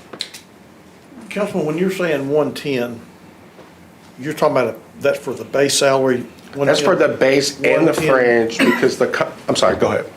110 plus fringe, or that would be all in, fringe and base salary? Plus. That, wait, I'm sorry. Because I think what I understood them to say a few. I'm saying 110 plus and the COLA. And so whatever that tops out at, but. Okay, wait a minute, you just confused me. plus the COLA. COLA's cost of living. Right, I'm saying like, that's, when you're considering future budget-wise, Yeah. you know, you might want to include. I'm trying to figure out. And I think what Councilman Henderson is asking, are you also including the benefits? Is that what you're asking? I'm trying to figure out if we're all in at 110 and the base salary is 30% less? Yes. 85? No. No. Okay. You're saying 110's the base and you add the 30% on top of the That is 110? So it's like 148. Okay, so what I understood Ms. Green to say is that Dylan was at 85 as base, which is, I thought was the comparable role here. No? I got you on the list. Well, but let me back up. Okay. We're just trying to make we sure are I using understand. Dylan now because he changed it and we don't know that it was changed. Before we were using Dylan, the comparable role was Kim Strong's Director of Constituent Services Support. Is everybody on the same page with that? So when we were initially presented this, it was presented with the constituent service support role in there. Okay, is that correct? Am I not? Okay. Yes, that's And so when we look, when we're talking about comps of the person that's already in that position, and I'm so sorry to do this to Kim, that position I think was at 105 or 104. And so those were the comps that we were using. Now, today, we are being notified that it has changed. And so what I'm saying is I am open to that discussion. If we need to reconsider if it's the 104, 5, 10 with the comps, with the fringe, I'm open to that. But I'm saying I think we need it to be a hybrid of the policy and the constituent support like we had initially discussed. And then we can have the conversation about what comp we want to use as far as if it includes the 110 plus the fringe, which in this case, if we're using the comp with Kim, it does not, if that makes sense. Did I? Yeah. Councilman, you good? Yeah, I think we just need more information and clarity about what this position looks like. Right. Because I mean, yeah, if you're gonna throw constituent services in with policy, you're talking about a hybrid, I guess, position or person. And I want to be on the record, I would not support the Responsibility you throw position on. without, I'm just going to put it out there, I'm not going to kick the can down the road like something. I'm just going to let you know, I'm not supporting it without the constituent service. Yeah, I have a list going down here. So next on the list is Councilwoman Dolly. I already asked my question. You're good? Yes, yes. Councilwoman Hill. Thank you. I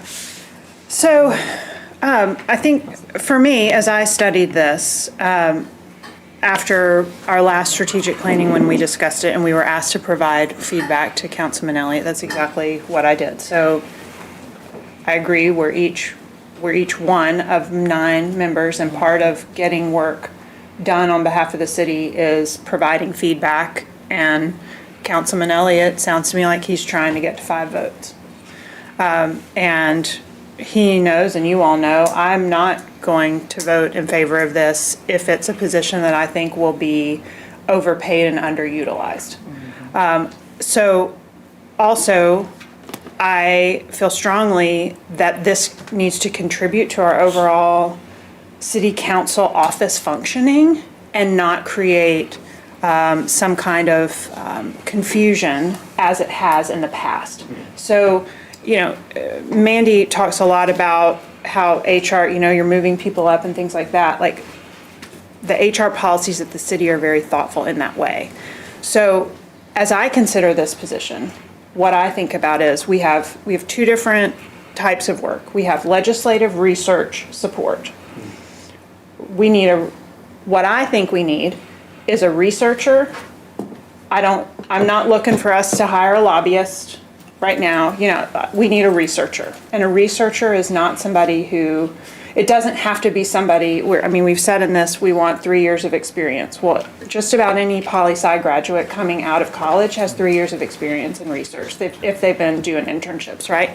The other piece is constituent services, or an enhanced council member support service that is what I see. Our staff, our top staff is a GS 11. I do not think it is appropriate for us to hire anyone into our office at more than our current leader, who is doing an excellent job. Nicole is doing fantastic work for this department. She is a leader within the city, and I want to be fully supportive of her and respect the way that she manages the department. Our other two staff are at GS6 and GS4. So my suggestion when I looked at this, and I gave a lot of feedback on it, I would like to see something that what I asked Councilman Elliott to consider was bringing to us a legislative researcher only position. I believe what I called it a legislative support specialist,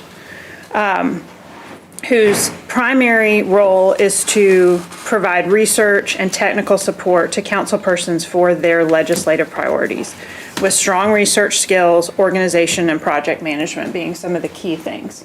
And my thought would be that to meet the council, we do have council people, I recognize, who are very interested in additional support services for constituent needs, that we offer an advancement opportunity to a high performing employee within our own office.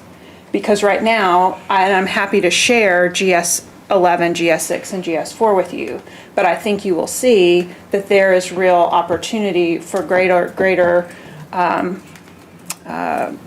salary. I think a raise would be appropriate to say, if you would like to take on, if you would like by choice to take on these additional responsibilities, then you would get a raise with that responsibility. So we would effectively get both. We would add one person in the legislative support specialist role, and we would add additional support for the council in the form of giving a person within our own office an opportunity for advancement. That is what I suggested, or what I shared as feedback with Councilman Elliott in a timely manner after we had the last strategic planning session. So I personally, would be able to get pretty excited about some folks at a GS6, GS7 level for this work. Thank you. That's all. Councilman Hart. Thank you, Mr. Chairman. I appreciate and respect what you're saying, Councilman Clark and Councilwoman Hill. I think, Councilman Clark, you and I have talked a lot in the last few weeks about how many legislative things that we've got on our mind that we want to accomplish. And it's a lot. And you multiply that by 9 council members, and that's a big undertaking. Then you add constituent services to it, and then, that's a ton of stuff that this one person's gonna have to do. And I fear that adding that will take away from what we want to accomplish legislatively. It's gonna take away from their time because, as you know, we're inundated with constituent requests in public works, and it's almost all that we can handle doing just that. And so I think with the excellent work that Kim Strong does is letting her handle constituent services, and mainly another point is we pretty much rely on the administration 100% to get these constituent services and public works things done. It's a function of the executive branch of government. And so keeping that with Kim Strong, I think would allow this person to have more time, as Councilwoman Hill said, to research these things and help us draft these pieces of legislation and push them through quicker than if they have to deal with getting a road paved somewhere, calling a constituent and following up on a request of stormwater or whatever it is. And so with that proposal, I tend to agree more with, and I like Councilwoman Hill, what you said about giving opportunity to our current staff for advancement.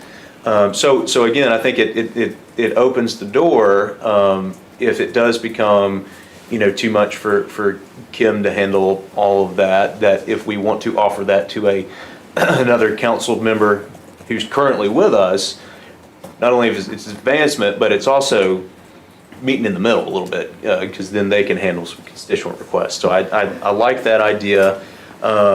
If we do go with just this person being a legislative aide, I have to agree, I think meeting it with what Dylan's making at 85 is very comparable. And again, even at that level, that person will be making more than our council clerk. And we don't want that to be an issue. I just shared the pay with everybody. I just. Oh, okay. All right, very good. Able to see the GS 11. So I like this idea. I think it's something we need as a council, because again, we've talked about a lot of things that we want to accomplish legislatively, and to have that person focus on just that, I think would be an extreme benefit to us. So those are my thoughts. You good, Councilman? I'm good, thank you. Councilwoman O.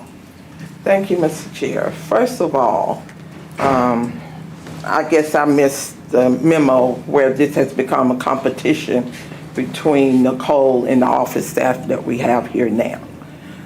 Should not be. It is totally two different skill sets for this position and what our council staff do now. Now, to put extra work on the council staff that we have now, whether it's allowing them to say, I want to do this or not. There is nothing wrong with our 3 staff that we have now, so there's no need to go and fiddle with that because it's not broken. The position requires different skill sets than what our council people have now.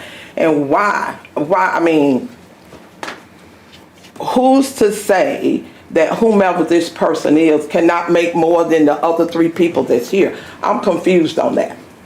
It has nothing to do with our 3 ladies we have here now. Nothing to do with that. That person, as a legislative person, as a constituent service in there or taken out, it is still different skill sets. We do not want to overtax. If we want to do anything for our 3 ladies here, then give them a raise now for what they do. That's right. Because they do a lot now without adding anything onto it.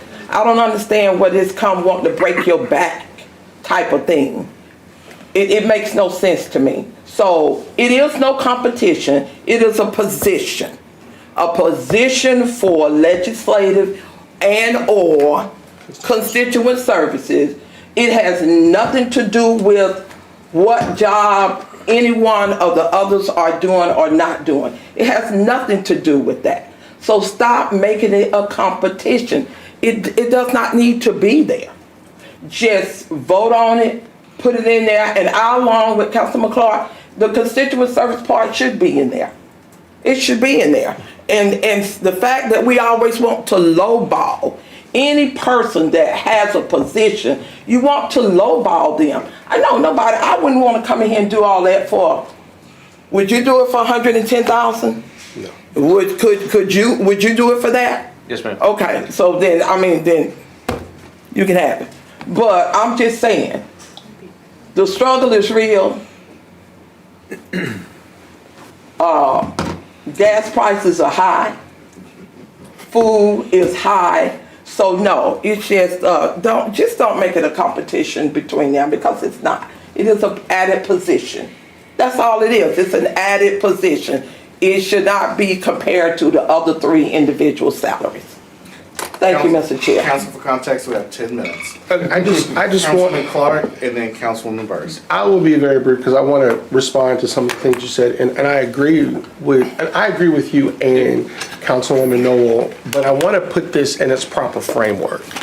That it is supply and demand, meaning that this is a position that this council, after the election, some of us felt maybe less than. I'm not sure what the road to 5 is. I don't know. But as a part-time council person, our roles, we are here part-time, but as you all know who are in this role, the demand on us is a full-time responsibility. And I thank Kim Strong was with me yesterday at Washington Hills, and she shows up with us in those constituents because we get overwhelmed. We walked away with 10 support items. in my role as a part-time council person, unless we want to have that discussion to make us full-time, this is a capacity request to help us do better at our jobs as council people. Not saying that we don't currently, but this is a supply and demand request, and it may not be Kim, I don't know who's gonna be in the position. I don't really care. But what I'm saying is that it is not abnormal, Cody, for councils to have this type of support staff in comparison to some of our peer cities. Most council people have 3 or 4 people that work for each of them. I believe that as a council, we are understaffed for the work that we should be doing, that I don't think some of us are doing. That's just not a dig, but I'm saying there's more support that we can give. But I don't want to compare that to something that's completely unrelated to the fact that our support staff only gets paid $21 per hour. I don't know if you knew that. So I don't want to put this in the same boat, because I think we still have a task to figure out why our support staff is comparable to the workers at Walmart or Amazon in their full time. That's a different conversation that should not be coupled with this capacity request to help us do our jobs better. So that's a secondary conversation I think we should be having in our council budget. And if the position is approved and one of those support staff people wishes to apply for it, then they could. I'm not against that, but the clerk position is the clerk's position. And it is comparable to what clerks in our state get paid in our region. And it would be she would not be getting paid the same as someone who has a different skill rate because she's a clerk. So I don't care if that position tops out above the clerk, because a clerk versus this skill set would be totally different if she were in another city or state. And so my request, again, to put this in a framework, has nothing to do with Nicole, has nothing to do with the clerk's pay. Has everything to do, we're asking for an additional position, no different from the executive branch, by the way, which we can have that conversation if y'all want, about positions that we could use from the executive branch to support us in the legislative branch, but that's a different committee time. But I just want to make sure that in this hearing, or this budget hearing, that it is clear that we're requesting the 110 in conjunction to what's going to be on the agenda, so that, because we've been talking about this position for a long time, and we need to move it across the goal line and make a decision and go from there. Councilwoman Burrs. Thank you, Mr. Chair. I think that just as we consider this, it would be helpful to look at the job descriptions for the positions we already have, because in my comments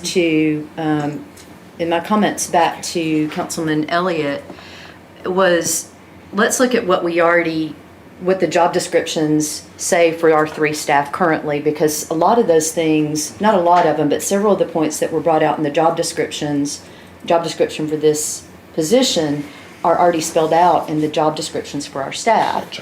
So revisiting their job descriptions so that we're not bringing in somebody to do work that's already been spelled out in another job that's already on staff. And if we need to look at their pay to increase it so that so I'm kind of, my comments are kind of a hybrid of everything, and I appreciate the conversation. So thank you, Councilman Clark, for saying let's go ahead and talk about it now, because I think because I think everybody wants to do the right thing, but we just haven't come up with the right combination. So for example, if I look at, I'm just pulling out the job descriptions for, here's the clerk: schedules meetings, appointments, social obligations, and interviews, notifies individuals and groups of meeting dates, times, and purposes. So some of the things that were in the job description for the constituent services piece of that are spread out over the 3 job descriptions for our council staff. So I think we need to bring that piece into the mix, and if the right call is to bring in another supportive person, whether it's legislative and or constituent services, that we're taking into consideration some of the responsibilities that already are on our council staff that we just don't take advantage of. Right. So where are we not taking advantage of the resources that we already have available to us and that we just weren't aware?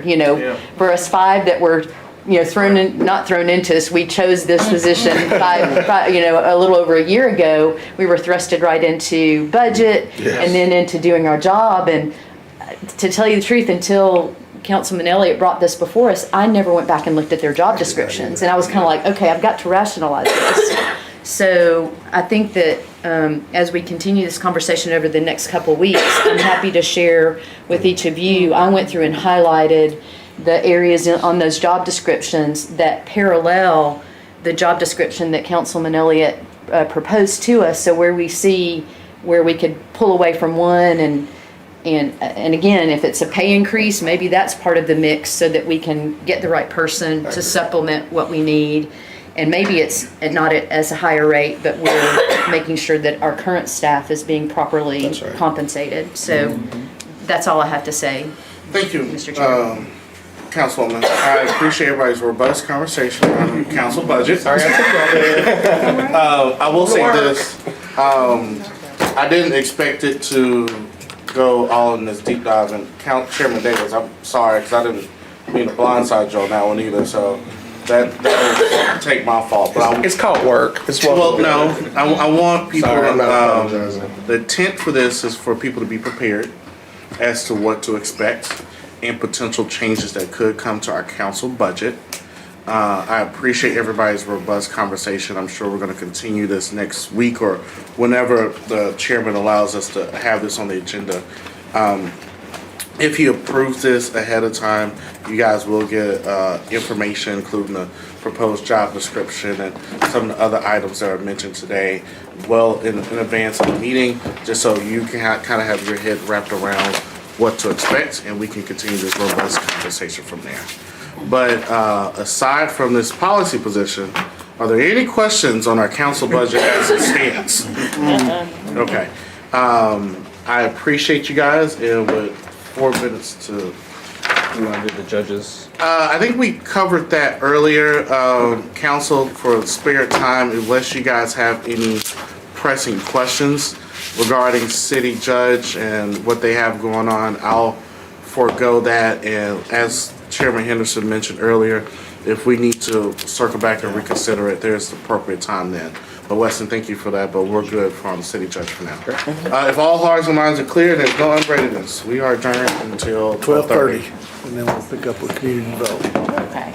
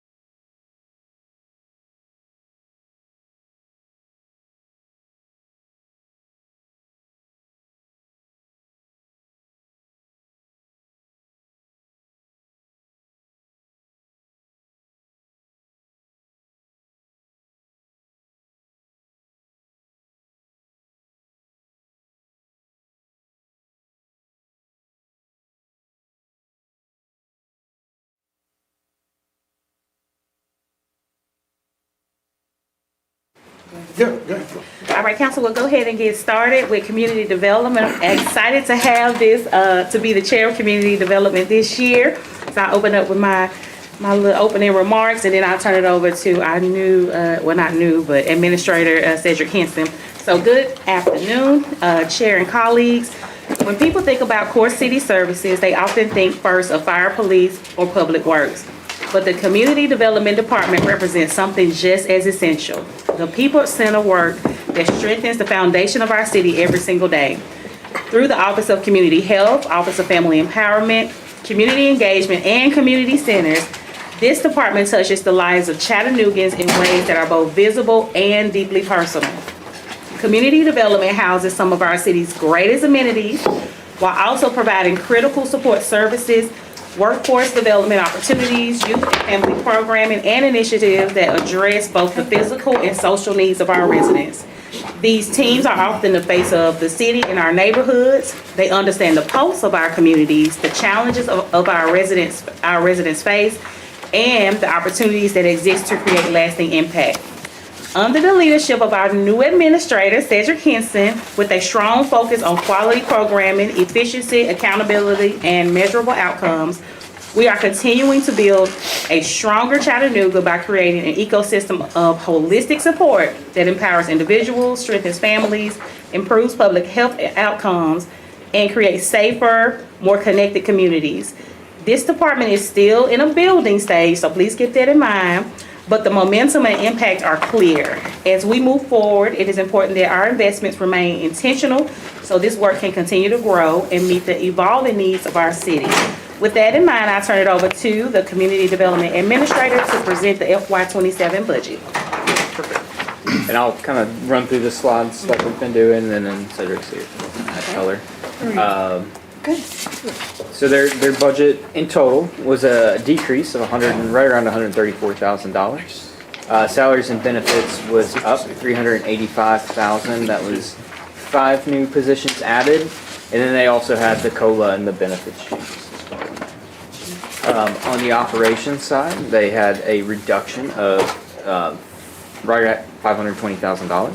$325,000 of that was RFPs, those 4-year contracts that were up and now have moved to that $4 million bucket that we chatted about earlier.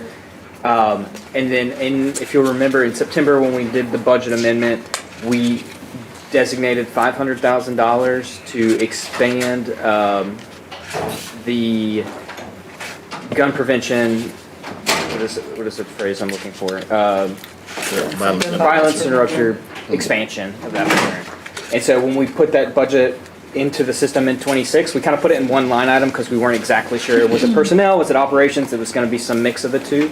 So we put that in one line in their budget in 26. In 27, that line is gone, and now that has been moved to kind of personnel and other areas where they anticipate using those funds, right? So the money's not gone, it's just been reallocated to, instead of having it in one line item, like it was in 26, it's now in salaries or in employment agencies or in other operations programs services. So you'll see the $500,000 going away. It's really just a reallocation of that money, because when we booked it in 26, we didn't know exactly where it was going to be spent, and now we have an idea of where to put that in the budget. And then you'll see employment agencies increase $250,000, and a portion of that is related to that gun violence prevention expansion. Again, position changes. We had 3 new positions in this budget. 3 assistant directors of community centers, a lifeguard, and a manager of community safety and gun violence prevention. So I'll pause for a minute. All right, so Councilman Elliott. Cedric, can you describe a little bit more the scope of work for these new assistant directors? Yeah, thank you for that, Councilman. Yes, and so these positions, while in this year's budget, it will look like new positions. This is something that, a level of leadership that has historically been inside of the Department of Community Development.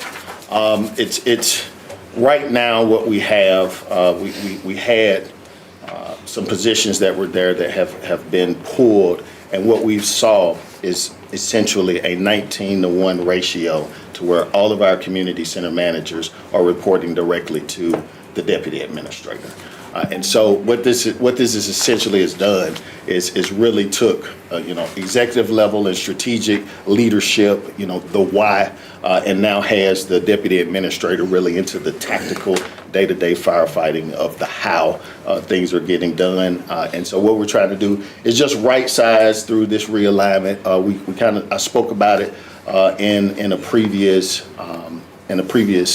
discussion with you all at council on what the reorganization of community development looked like. And this was a critical piece of it, because what we end up doing is just really slowing down some of the operational efficiencies inside of the department by not having this level of leadership, and now bringing that back. What it'll do is basically put 2 community resource hubs and 4 community centers in a region, and then we'll essentially have 3 regional managers throughout the city that are managing the community centers as well.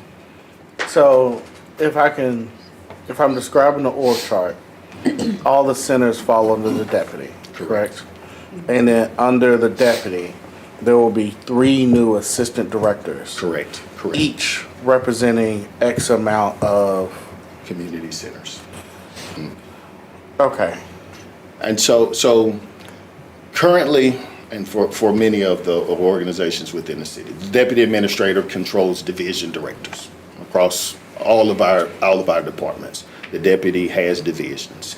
The deputy has divisions in community development, but oh, by the way, this level of leadership was stripped out in a previous reorganization, and so now it created to where you have division directors and this long line of managers that are also reporting to the deputy administrator. So, the deputy administrator currently has 24 direct reports, and just from being able to truly wrap arms around our community centers and provide, good oversight and leadership, there's a gap there that has to be shored up. What is their responsibilities going to be, and how many roughly will each one be managing?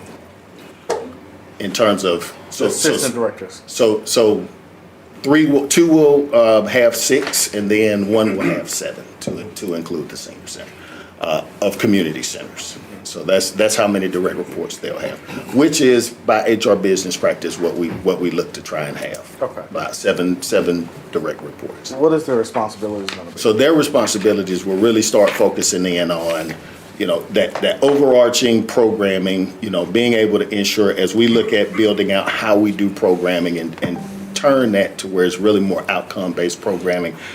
They'll be able to really drive that home. They're also looking at, the daily maintenance, partnering with facilities management, being able to make sure that, all of the projects that are happening inside of the facility, they're doing those as well. It's still leading and guiding, those community center managers from one-on-one perspective, and then taking those, just being that strategical bridge of what we're doing in terms of big projects and strategic guidance that we're bringing down, being able to translate that into the how, into those centers so that everybody's on the same sheet of music. We've found that we've created some silos by having so many community center managers, 19 community center managers directing up to 1. We've created some silos within community centers as well. And so this level of leadership will help kind of dissolve some of that. And just for clarity, these assistant directors will be driving programming, not the actual center managers, correct? No, they'll be driving the work that the center managers are doing as well, or supporting, the center managers in their work as well. The reason I asked a series of questions, we were in a position a couple years ago where this department had a ton of bureaucracy and just a lot of positions with not a lot of clear work product. And I just don't want us to fall back in the position where we have a whole lot of folks with a lot of, I know what the center manager's making, and I know these positions are probably going to be knocking on 6 figures or close to it.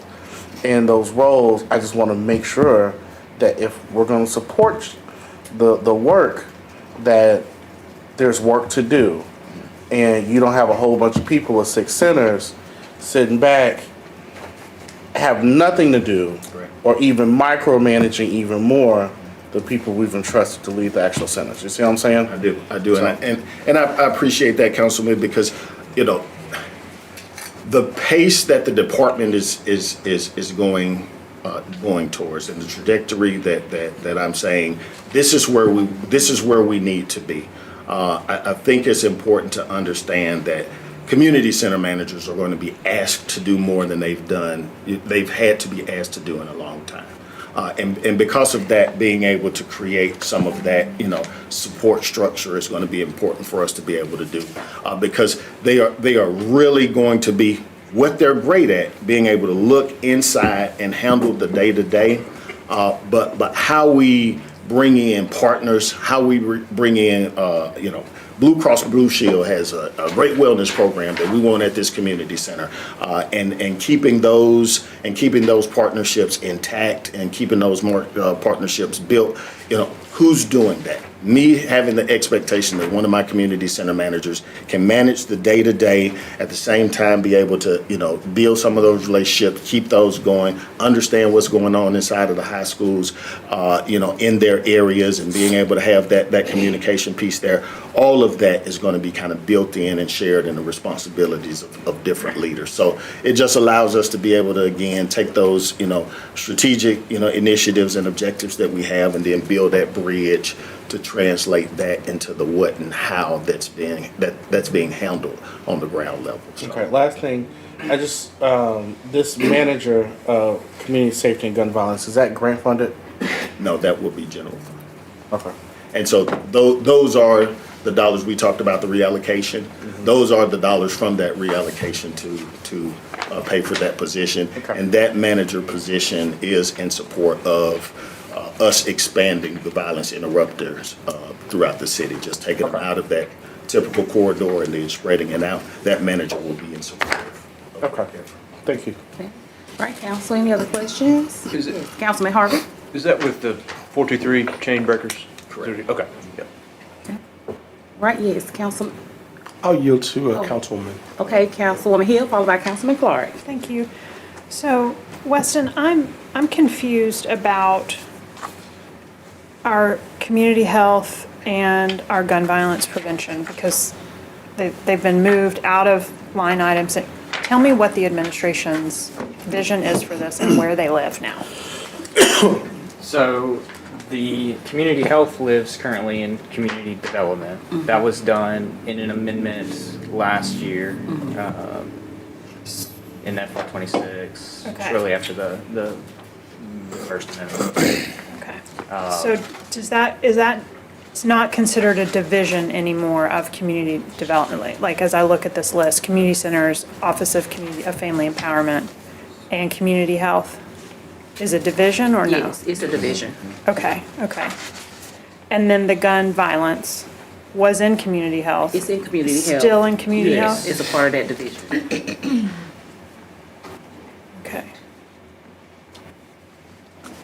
Okay, because moving from administration all over the place. Okay, that's very helpful. So the growth then in the administration line, the 388 in that growth, that is because of these 3 new middle managers?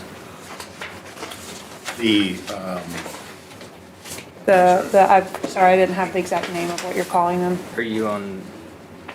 I'm looking at the B177, it's just broken down, because when I look at the general, I studied the entire ordinance first to kind of get the bigger view, and so I saw that administration was up almost 400,000. And so what I think I'm understanding is that is for the 3 new middle managers. And it's also, some of this, what you'll see changes is also bringing personnel from the reorg from last year's, from FY 26 budget, bringing those individuals inside of our budget as well. So it's some folks that had moved around internally that we shifted. For instance, executive assistant in Kim. She's my executive assistant now. She was under community engagement. I moved her over into administration, and so now her position rests inside of administration as well. Okay. So the line, the community safety and gun violence prevention has gone down by 225,000, give or take. And we said that we were moving 500. We brought our community engagement line down by 410. So you were saying that y'all were piecemealing it into different things. So Cedric, can you help me understand? Yeah. So where the community safety and gun violence dollars ended up being spread out, that 500,000 allocation specifically went to space costs. There's some space cost lines that have now increased by that. Employee agencies, temp employment agencies got the bulk of those dollars. And then we also put the about 117 for the actual gun violence prevention manager position. And then the remaining of it went to program expenses that they'll be doing inside it. So how will our gun violence prevention team, how will they use temporary employees? That is how we'll hire. So it will be no new positions added for those violence interrupters. They will be hired through the temp agency. That's part of it. Mandy's not in here, and Kevin might be able to speak to it, but I think the city has some rules around background checks and different things when we do hiring, and so some of the folks that we're employing in these roles don't quite meet those because of just the timeline of because of their past, and so we have to go through this employment agency process. Okay, that makes sense. Okay. And then in the individual line items for the centers, what do those costs represent? Is that utilities? What is that? Yes, it is. It is. Councilwoman, that is a makeup of not only utilities, but also program expenses are inside of there. Both recreational equipment and recreational services are included in those numbers as well.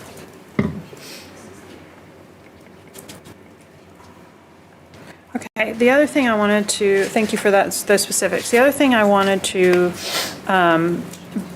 better understand is what you're thinking about for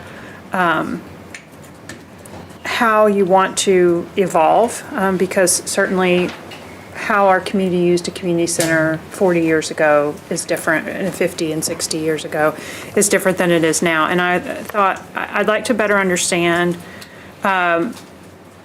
which are the 6 community centers that will be community resource hubs, and then what this virtual classes is all about.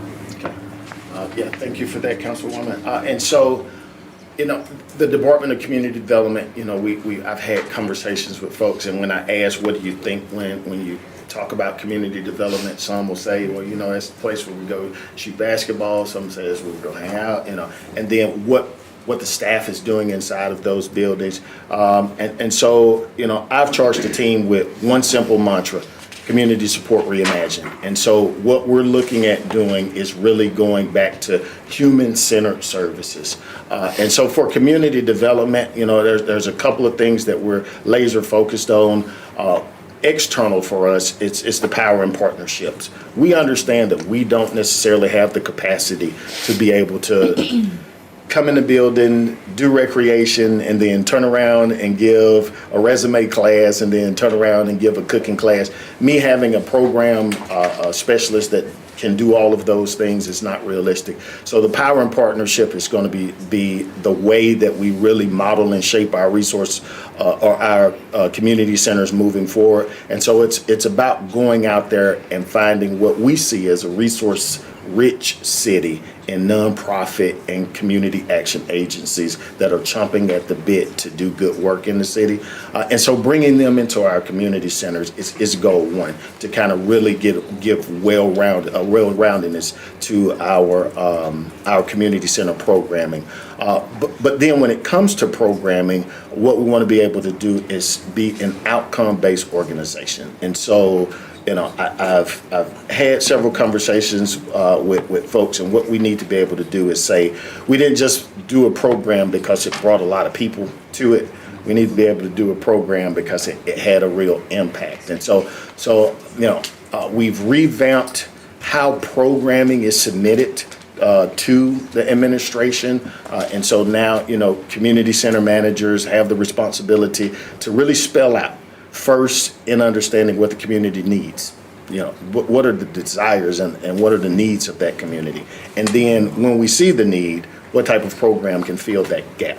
And then once we're able to do that, be able to say, after we do this, how does it better that group that we attempted to target? And so those are some of the things that we really need to wrap our arms around and be able to produce in a more efficient manner within the department. And we've kind of laid out some strategic milestones to be able to do that. And then ultimately for the Community Resource Hub, what we want to be able to do is create a model. We understand that because of physical constraints, just space constraints, all of our community centers can't be community resource hubs. So the way that we started this and being able to say, let's pilot the community resource hub is we look for some of our larger centers and that were in demographics that definitely needed, a lot of that human-centered programming. And so right now we have, in East Lake is currently being piloted, South Chattanooga, Avondale, Carver, Hickson, and then the Chris Ramsey are all going to be, our initials as community resource hubs. But we're looking to expand that. I want to be able, we're taking a close look at John A. Patton. It's on an island, so being able to and they got the space to do it, to be able to say, okay, let's invest in John A. Patton as being a community resource hub as well, is what we're finalizing now. And so that community resource hub, the big difference between a community center and a community resource hub is simply consistency to the public. The community resource hub will be required Monday through Friday that there are 4 categories that we looked at in community development, 4 buckets, if you will: health and wellness, community support, social service, education and workforce development, and then recreation and quality of life, something we've been doing great for years. But out of those 4 buckets, what you'll know is every day you walk inside of a community center, a community resource hub, that will be happening. There will be a program specifically for one of those 4 categories. So very robust programming that's going to be happening inside of our community resource hub. And then on top of that, we're going to invest in what we call Resource Row. You'll see some dollars in our capital that we're looking to invest in Resource Row. And what Resource Row is, even with the physical constraints of a community center, what we're able to do is tap into the virtual space. And so Resource Row will be a makeup of kiosks, computer stations, and so on and so forth, that we're able to activate and provide services through that virtual space whenever you come inside of a community resource hub. One of the greatest, benefits and partnerships that we have thus far is with the state of Tennessee and a driver's license kiosk. And so on out of community resource hub, you don't have to go all the way to Bunny Oaks or wherever to get your driver's license done. You can come to the community center and get your driver's license done right there. And so that's what Resource Row will look like, bringing things like that inside of our community center to really give more teeth and backbone that separates, what that looks like from a standard community center to our community resource center. Thank you. So one other question. So you mentioned Monday through Friday, and this is something that I often hear from community groups in my district about access to the community centers. Great majority of our community is committed in some other way from 9 o'clock, 7:30 to 6 o'clock at night. And so they're looking for activities on Saturdays and Sundays, and even later in the evenings. For a typical salaried employee or hourly employee, I would anticipate that we would run into some type of overtime situation. Is there a different way that you're able to hire people so that they know that their job is working Tuesday through Sunday or Wednesday through Sunday? That is their work week? Yeah, and so I say it Monday through Friday comes on. We're actually open on Saturdays, a long period, 4 hours on Saturday, and that's what really makes our personnel, how we have to schedule, very interesting, because we're already operating off a 6-day work week. And then because of that, all of our centers at a minimum are open for 8 hours. Some of them are open up to 11 hours. So it becomes a moving target on how managers have to flex people's time in order to say, hey, not only are we, our normal operating hours of Monday through Friday, we have to stay open. But, oh, by the way, who am I flexing this week to be able to be inside of the community center on Saturday as well? We definitely can explore how we do that better, add additional hours on a Saturday. Love to be able to look at being able to do more of that, and we will. I mean, I guess that's one of the things that really comes to mind for me about how I hypothesize how we use our centers has changed. I mean, my two centers, the two centers in District 2 were both probably packed with kids after school and in the summer 25, 30 years ago. And just what children do and how they spend their time is different now. I would think that is similar in other parts of the city as well. And it feels to me like our hours need to reflect community support reimagined, and work backward from when our community needs them, not from how we've done it, just some thoughts. I know that a previous community development chairperson was frustrated at getting solid feedback on progress. So are we headed in a better direction now to get good feedback from community development? Absolutely. Because you've been in the chair now more than a year, right? I was confirmed in October, but I had a little time to be able to say I got to run and start to see what was going on.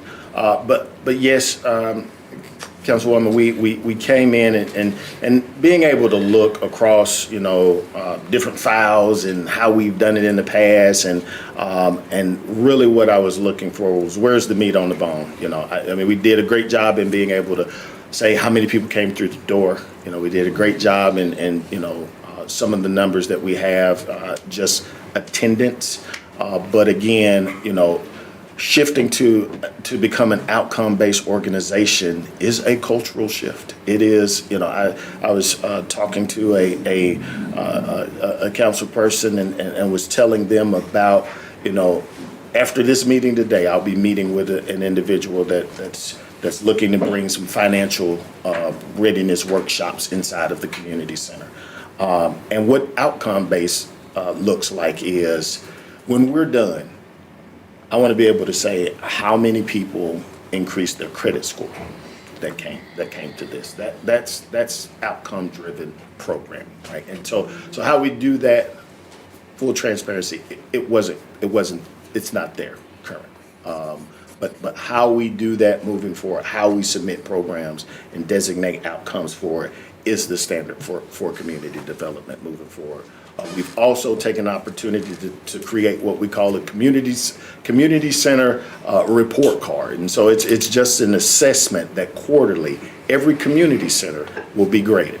And inside of this, those community centers, a makeup of subject matter experts within the city, risk and safety will be on the team, as well as community advisory committee members. So our constituents will also be on that team, coming in and saying how we're doing inside, what that looks like from an HR perspective, from a programming perspective, for cleanliness of the facility, all the things.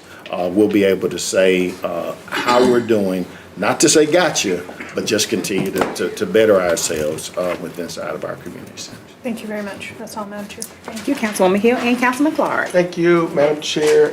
I did have the pleasure in chairing this committee, and thank you, Councilwoman Dolly, for taking over. And I do have questions and concerns. I do want to take us back to last year, and to kind of give y'all a caffeine boost here. Last year, Chairwoman Hill, to piggyback off of your statement about efficacy, right? And we know what that word means. When we have a desire for a particular amount of results. And if you guys remember, Chip, I had the epic walkout that made News Channel 9. I was like, oh my God, it was over community development. And it wasn't because there was this perception that we wanted to cut community development, but we need community development to thrive. My families, we are victims of gun violence. I don't know if you guys recall that my brother was murdered on Glass Street. And so for me, it's a little personal. And serving as the chair in this position, I am a little disappointed by some of the outcomes because we don't have them. And I remember in my epic walkout, if you guys recall, and even from the dais and chairing the committee, which sometimes y'all would gripe when we had those consistent monthly meetings, jokingly, I know, but that was done on purpose so that we could highlight the wonderful things that you all were doing. But in order to do that, you have to show the wonderful things that you're doing. And what we call, in some of the public, I work in public health, right? We have to show what we're doing through evidence-based practices. It is not uncommon to ask for OKRs or to ask for key performance indicators. And I remember last year, Jenny and everybody, when we talked about this, I was like, when we get back to this budget year, you all are going to have to show us the efficacy. Like, what are the results? And you were confirmed in October, but we are in now May. And so I just want to set that up as a framework to some of my questions, because I do support community development. I know there's sometimes this, I was at one of your community centers last night, one of your staff people came up to me and goes, "Are you trying to cut community development?" I'm like, no. Not in a community where we need more community development, which is my concern. Like, what do we do to make sure that the efficacy, even if it's a change in leadership, if it's a change in whatever, the dynamic, the reorg, this department has to work. And I know Councilwoman Dotley, thankful for her chairing this. I know she's doing a tour of the community centers because we need community development work. And so that's where my line of questioning is about to come at you with. And please keep them short and succinct, if you don't mind. My first question has to do with, and maybe this is a question for Weston, and this is probably just some lack of knowledge on my part. In the budget, do these numbers include grant dollars? Like, for instance, let me give you an example. Please give me a short, succinct answer. In community safety and gun violence for proposed FY27, that's 1.257. Is that, and I think Councilman Elliott asked this number, do any of these numbers include grant dollars? Okay, gotcha. So my second question then goes to the Community Safety and Gun Violence Prevention Manager, which is an added position, is that correct? But we currently have a position that I think we just did a hire on, is that correct? Yes. And what is that position, and what is the difference between that position and the proposed Community Safety Gun Violence Prevention Manager? So Chris Sands, who was the executive director and for the team, had that position. We just recently hired that position, and that position encompasses the entirety of the team. This manager position is just helping with the expansion of the violence interrupters team. So that position, there's a director position, and now under that we are adding to the reorg a management position. And what was the justification for that? Like, did we expand the team that the manager would be managing? Do we have more 423 chain breakers? What is the justification for the capacity build of that? Yes, that is the expansion. So again, the $500,000 that was in the FY26 amendment was based on growing that team, and so now this is just doing that. This is more violence interrupters and then a manager to lead that. Gotcha. So you are hiring more violence interrupters. Is that included in the 1.257 or in the additional grant funding for that, or? It's included in that. Some of the things that they will have will be supported by grant dollars, but it's included in that as well. Okay, gotcha. And my other question has to do on B179 as it relates, it's under operations, it's an expenditure that says services at 2.452 million. What is the breakdown of those services? because it's one of your more larger expenditures outside of salary and wages. So it's even higher than what we're doing in community safety and gun violence prevention. If you go to, let me make sure. And I'm on B179. If you go to B181, there's a kind of a breakdown of that larger number, starting on B181 and it ends on 182.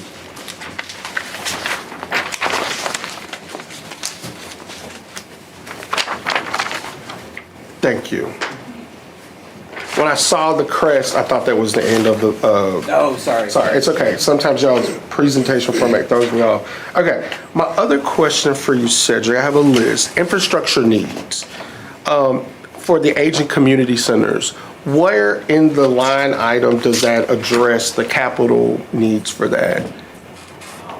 So our capital requests here are the dollars that we have. Separate from this, when Public Works come and brief their budget, they will have community development's maintenance budget living inside of Public Works. Gotcha. So just for clarity, like when I look at some of the expenditures for, 'cause my follow-up question is going to be, what is the algorithm and how we come up with some of the the amounts for the community centers? But for community center, I just want to be clear on this, for community center deferred maintenance or whatever you all are calling it, it has been spread out through different portions of the capital budget or Public Works, is what you're saying? Correct. Okay, gotcha. All right, and my other question is, if you go back to B177, where, for instance, Chris Ramsey Center, their FY27 is at $91,500, which I'm very fortunate for, because it's in my district and has the highest allocation. I would like to know, what is the algorithm in which you all come up with that number? Is it based on the needs and services of that center, or the capacity or the size of that center? So right now, our programming dollars have basically been fixed for individual centers in terms of just recreational services. Utilities shift based on depending on the center. You'll notice Chris Ramsey and both South Chattanooga have a higher amount simply because they also are the ones that have pools. And so, realistically, when it comes to programming dollars, we have equally distributed those dollars between all of our communities. Gotcha. And has the new reorg, has that been sent out to council members? I know I've seen it. I did not send it out while I was chair. But has that been distributed to council members where they see the 3 assistant director positions within the org chart? Okay. No, it has not. Okay. Can you send that out? Maybe Councilwoman Dolly, Chairwoman Dolly, if you could send that. I would like for people to see that framework and that request, just so people can see how that factors into this realignment. I think it's interesting you guys are calling it a realignment when it's really an increase. But I would like for people to see that flow chart for your organization as a justification as why we need it, alongside because I think currently community development in that org chart will maintain its deputy, of course either you, the deputy, and an operations manager. Is that correct? The director of operations, correct. And then the 3 assistant director positions. Correct. Okay. Do you feel, and maybe this is where you can kind of go into a little bit more detail, does that seem a bit top heavy to you given the efficacy of the programming needs for the department? No, I don't, and when you look across the board, I guess, fire. As a community center, we have a fire station that supports our community. That fire station has a fire captain. The stations is in your neighborhood, is supporting your community. In between that fire captain and the deputy for fire is 3 levels of leadership. And so, we're asking for the one. There is no difference in Parks and Outdoors. Currently has a division manager in between, who's in charge of their different parks and how that feeds up.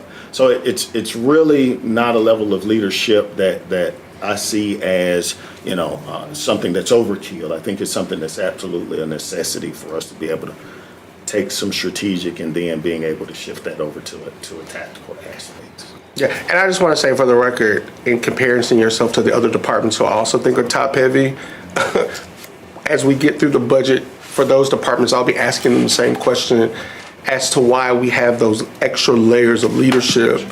That in my opinion, when we are asking our taxpayers to cut and to be good stewards of our dollars, is this a time to be adding positions which for me seems might be a level of inflation in some of our leadership, and just not for your department, but through across the board. And that is my budgetary ideology, that when we can streamline things, especially when we're budgeting for outcomes or we're looking for evidence-based practices, one of the things I would like to be comfortable with in supporting your budget request is, one, finally seeing what program results are. I would love to see some of the grant, I know in applying for some of those grant dollars for the community safety program, that they're required to report some of those outcomes just for compliance with that grant.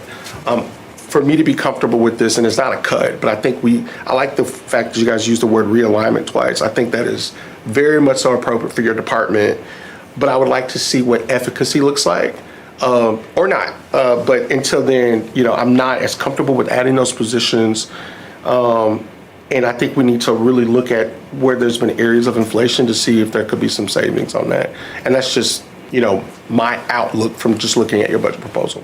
And that'll be it for me, Council. Okay, and just a little bit into response to that, because that was an issue, and I think that has been an issue across community development for quite some time. What is the impact as opposed to numbers, just people just showing up, because we can all just show up to a center and sign in and be counted. Sure. But what they've created with community engagement coming over into their department is there's a team of about 2 or 3 that actually are creating a program quality, what's it called? Quality assurance. Quality program, where they're going to train all the center directors. This is how you do your programs. These are the results we want to see. They also are in the process of hiring a grant writer, because you can't write grants if you don't have the data to support what you need the money for. And so they are in the process of getting that rolled out. They're finishing up that now, the quality program assurance team or whatever they are. So they're finishing up that now, and then they're going to roll that out and train the community center managers how to actually do it, how to actually fill out the form and do all the different things they need to do for the program, and being able to submit that back. Because again, to your point, grants, at the end of the day, they want results just like, of course, our taxpayers do. And so that's one of the pieces that I'm excited about. I didn't know that until we met a couple weeks ago. So that is a place where I think in years of community development, we hadn't really seen that type of impact or whatever. So we are moving in that direction. It's just taking a little time to get that programming done, but they're working on that. It should have that resolved in just a minute. Right, and I support that. And I think, Cedric, you said something earlier that, and matter of fact, Councilman McDowell, you said it, that, impact is, I think you used the word evolving, and I get that. But you have to have a measurement tool. I'm a certified grant writer for the, in order to do my job for the state, and I review grants. And part of when you're reviewing that, you have to tell them what you're measuring and how you're measuring. And what I'm saying is I get that it is ing, it is happening. But I also wanted to reflect on the fact that, we're in another budget year. And what I expected to see as far as how we measure that, I have not seen. And I would like to see that moving forward in this year. I'm glad to know that it's something y'all are thinking about or implementing. But I think we need to be a little bit more serious about what tool we are using to measure what success looks like for your department to justify adding. My mom used to tell me, you got to do what you have before I give you something more. And I feel like that is how I feel with this department right now. It's not to cut, but to look what strategic alignment looks like, even if that's a realignment. So anyway, that's it. Thank you. Thank you so much. And Council, I do want you to know the bottom line of this department is $133,000 lower than last year. So I have Councilwoman Burrs, Councilman Elliott, and then Councilwoman Hill, and we'll go ahead and get this wrapped up.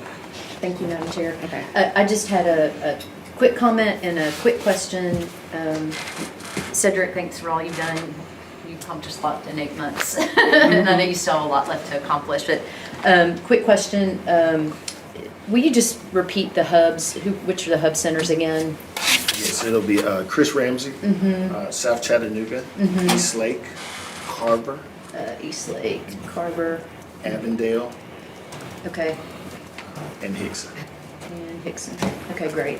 And then just my comment, I'd love to hear that you're using, looking to the nonprofits for what resources they can bring to the centers, because that's another way to provide impact within the centers without increasing costs. So I applaud you all, because I know it's a group of people that have gone out and said, what can we bring into the centers that doesn't impact our bottom line? So I love hearing that. Thank you. Thank you, Madam Chair. Thank you, Councilwoman Burrs. Councilman, I'm gonna do Councilwoman Elliott. I'm so sorry. Councilwoman Hill, because Councilwoman Hill, then Councilman Elliott. I'm so sorry.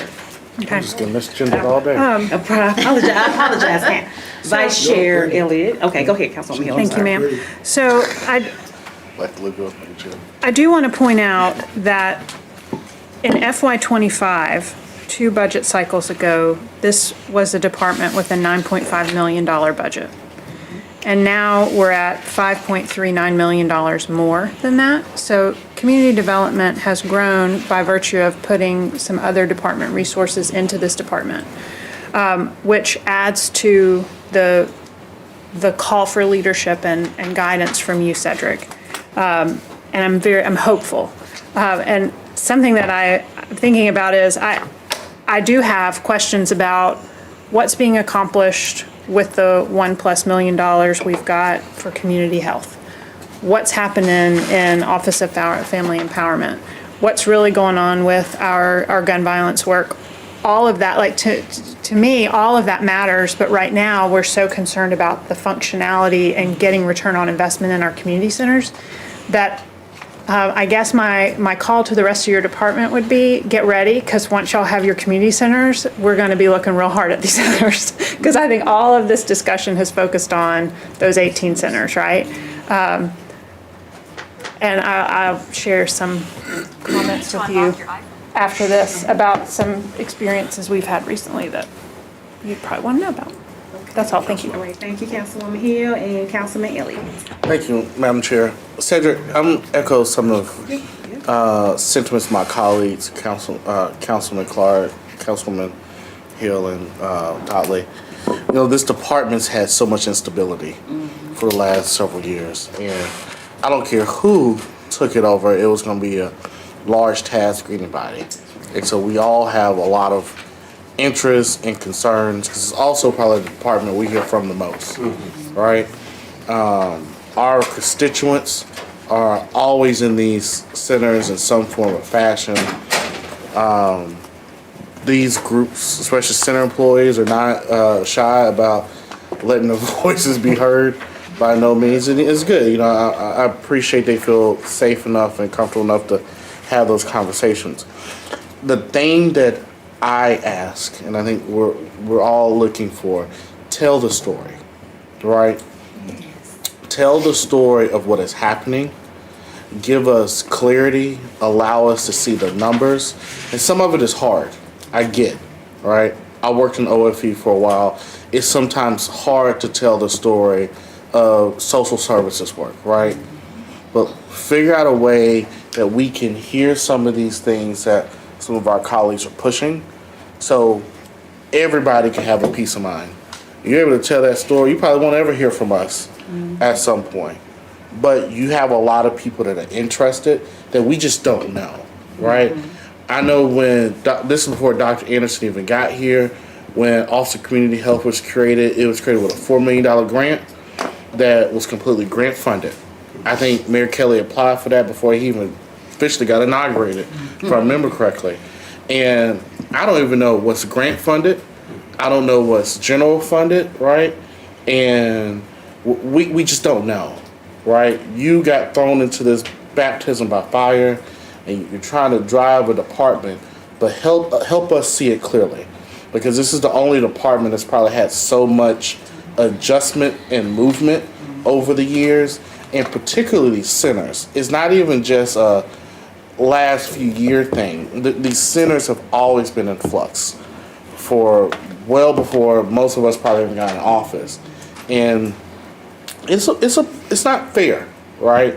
I think we have to understand that the instability of leadership has to fall on us, and not just council, but administration and people in leadership to provide some type of support and stability for our teams. And I know you guys are going into this with the will of trying to do that. I just ask, tell us a story, show us what we need to see, but do it sooner rather than later. Okay. All right. Okay, That's it. Thank you so much, Vice Chair Elliott. And we got Councilman Henderson, and then we'll wrap up. I have a few storytelling slides for you all. Senator, you mentioned the Community Advisory Committee a few minutes ago. Could you circle back and make sure that all of them are functioning the way they were intended to function? Yes, and, you know, with everything else, us taking a look at how we best use Community Advisory Committee, it's there. And, you know, for me, and what I've charged the team with is you know, I want that group to not only be that feedback loop, but help with how we do things, policy and procedure. I want their input on how we do those things as well, because ultimately our community centers are just a microcosm of our communities, and so you know, them being involved in some of that is important to me. So you know, we want to stand up our volunteer management program and start bringing more volunteers inside of the community center to help with the deficit of personnel and things of that nature. Maybe get after extending hours and things of that nature. And so I want them to be a part of how does that volunteer program look like, and how do we want to build that out. So both a feedback loop and policy and procedure driven is the way that I'm leaning towards the community advisory. Just make sure they're all functioning the way they're supposed to or intended to. Thank you, Council. Yeah. Okay. Thank you so much, Councilman Henderson. So with that, as any other, we're done with questions. If y'all got questions, email me, please. We have the 26th to make it up. So as we close, I also want to take a moment to highlight the impact of our community centers. Did you have anything else, Weston? I just, we touched on it very briefly, but the capital that lives within community development, just a list of those there for you guys. They're also in the budget book in the back, but just to make sure we highlight that. And then part of that is kind of the deferred maintenance, and there's a slide in here on that that Cedric's put together. Again, it's you guys have access to this. You're welcome to. So it has been my goal since I've been community development chair is to visit all 19 centers. It's 19, right? Okay, 19 centers across the city. And as of today, I have visited 6 of them. So I've covered districts 1 through 4. Have not been in Hickson that much in my life. But to have enjoyed and North Shore, I don't even know how you gotta cross the bridge to get there, don't those hills. It's ridiculous. It's the one time every 4 years I can fit into my jeans. Because I mean, that was going to that Francis B. Wyatt? That was a task. But it is my goal to offer this support to our administrator and the staff to make sure that they know that they, you know, I understand the needs of council. I've been here 5 years, some of us have been here longer, and have seen the shifts in community centers, the community development department as a whole. And so I want to make sure that I'm offering that support and that feedback as well to our great administrator. Now, while each center has its own unique character and strength, they all share the same mission, creating quality programming and welcoming spaces for Chattanoogas of all ages. In each center, I had a series of questions I asked. I talked to the facility manager as well as the staff that were there that were willing to speak. So in District 1, John A. Patton, and I just want to highlight this as kind of the end of it, just so y'all know there is work being done. We are out there at John A. Patton Center. Not only serves the community through programming, but also through a community pantry and clothing closet. I met 2 wonderful ladies, Miss Claudette and Miss Bonnie, and they gave me a tour of the pantry, of the clothing closet, which is, my pictures are just my pictures, but It is great. It's like a boutique. It is amazing in there. They're probably the best auditorium I've seen with carpeted. It says a lot about Councilman Henderson. I always say if you're gonna have one center in your district, it better be good. And so it is. Oh, you know, Councilman Harvey. I say it for laugh. But it does need work, but it has so much potential and it is huge. They have 3 rain gardens on site that helps with the surface water running off from John A. Patton. They have a really good program tutor, and what we understand, they've been helping them. Parents have seen a noticeable increase in TCAP scores from there. They Threads of Hope is the store. I think that's the name. They're shooting around with the name, and they have strong volunteer support. And the turf is tentative for June 26th. I think that thanks to Councilman Henderson, right?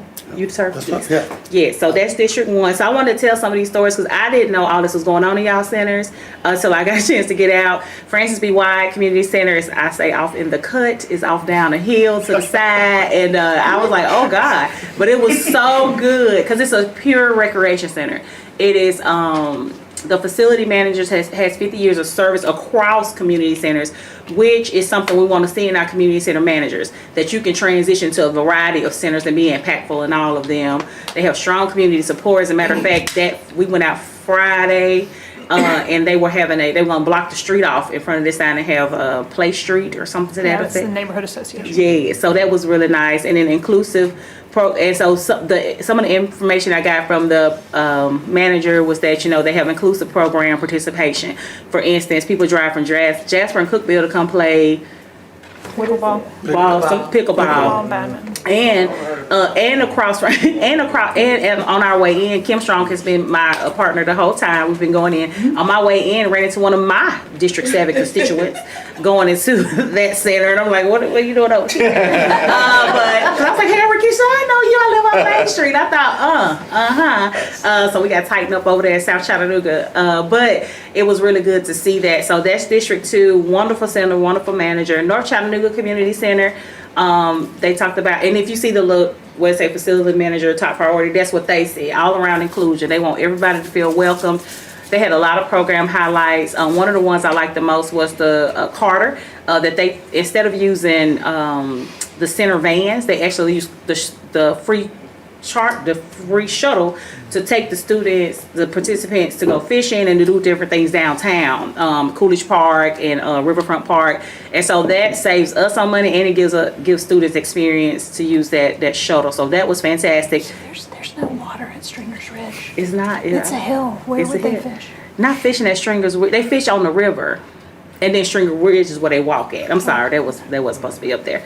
But and then participants express themselves through T-shirt design, so they do tees with teens, and they also have at the bottom you see like a little pantry too, a little kitchen that they can help others in the community as well. So you go to District 3 Hickson. This is the first center I visited, so I didn't get many pictures because I didn't realize exactly what I was doing until I got all the way in there. But that's also an old school. They have a great walking track. People outside playing pickleball and tennis. They're one of the few camps that has a senior summer camp that's going to have seniors at the center. I am excited, and I shall be out there this summer to see what they're doing.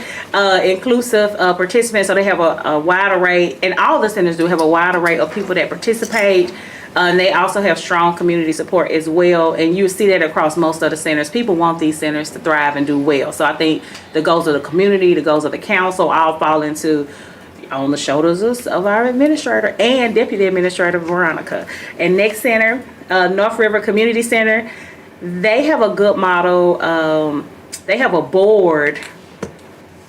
They have a board that they started with, and they still do, that provide support to the center, in addition to the Community Advisory Committee, which I think is a great model for our Community Advisory Committees to just take a look at what they're doing. Because we talked to Miss Linda, who runs that center, and she was like, yeah, whatever I need, whatever program we have, whatever. She goes to the board makes sure they have all the supply, whatever it is. They have a high volume of rentals. They have strong business community support, and they have participants also that come from Chattanooga and North Georgia.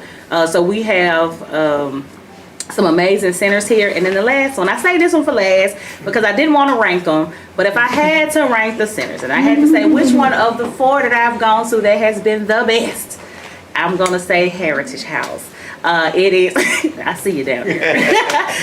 We met with them and it was amazing. From the way you walk, when you drive into to Heritage Park, the Jack Benson Heritage Park, and their facility manager, I said, well, what is your top priority? She said, community making, working with a variety of people. And so they have one of the most diverse centers amongst all the centers, all neighborhood. I mean, so many different ethnicities, age groups. It is amazing. They have a high volume of rentals, which puts back into our general fund. So that's one of the places we'll be looking at and saying, how are these centers also generating revenue? They have high rentals. North River Civic has high rentals. And we may have a couple others that has really high rentals. And then they have, of course, robust senior programs. Matter of fact, when we were waiting on the center director to get in she stayed over because they had an event, so she came in a little later.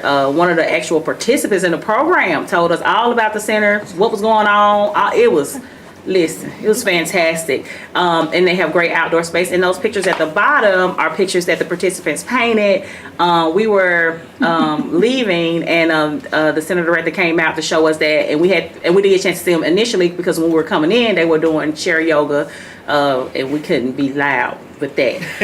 So I have been respectful of the centers and everything, but it has been the work that they've done in these centers, the way the community centers work, and like Councilwoman Hill said, we focus a lot on the centers, but we do still have Office of Family Empowerment that just got a Silver Tier Award from the National Community Action Partnership.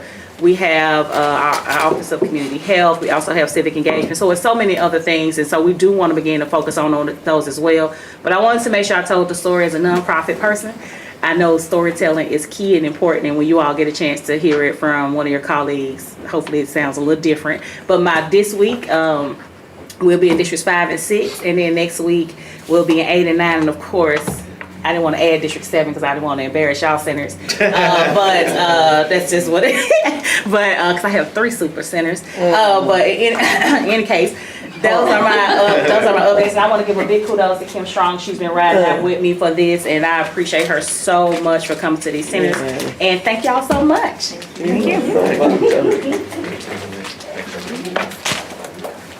All right. Thank you, Cedric. That is a draft of our spring summer gathering that Kim Smith has brought out. But I thought it was appropriate when you're looking at the budget and the amount of programming that's happening there. It's great to be able to see. So this says 3,000 downloads and the budget says 400 downloads. We have really doubled down on extra. That has to get in the hands of everybody. That is. So the app and the budget document says that there's 400 downloads, but this says there's 3,000 downloads. So which one is it? Okay. You started promoting it, huh? Thank you, sir. I left my pen down there. Give me that blue pen. That blue pen. Yeah. Thank you. Thank you.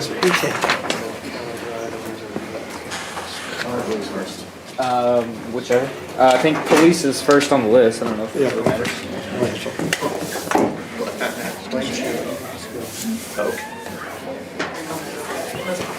You don't want to bring them all in?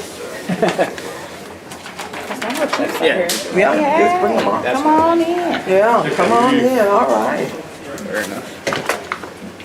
Then here come the real deal. That's what I'm talking about. Yes. Real deal. The bells and whistles. Yeah. Chief, I think we're gonna start with you. Yeah, Chief. Hey, Dan. Hi. Hey. The team.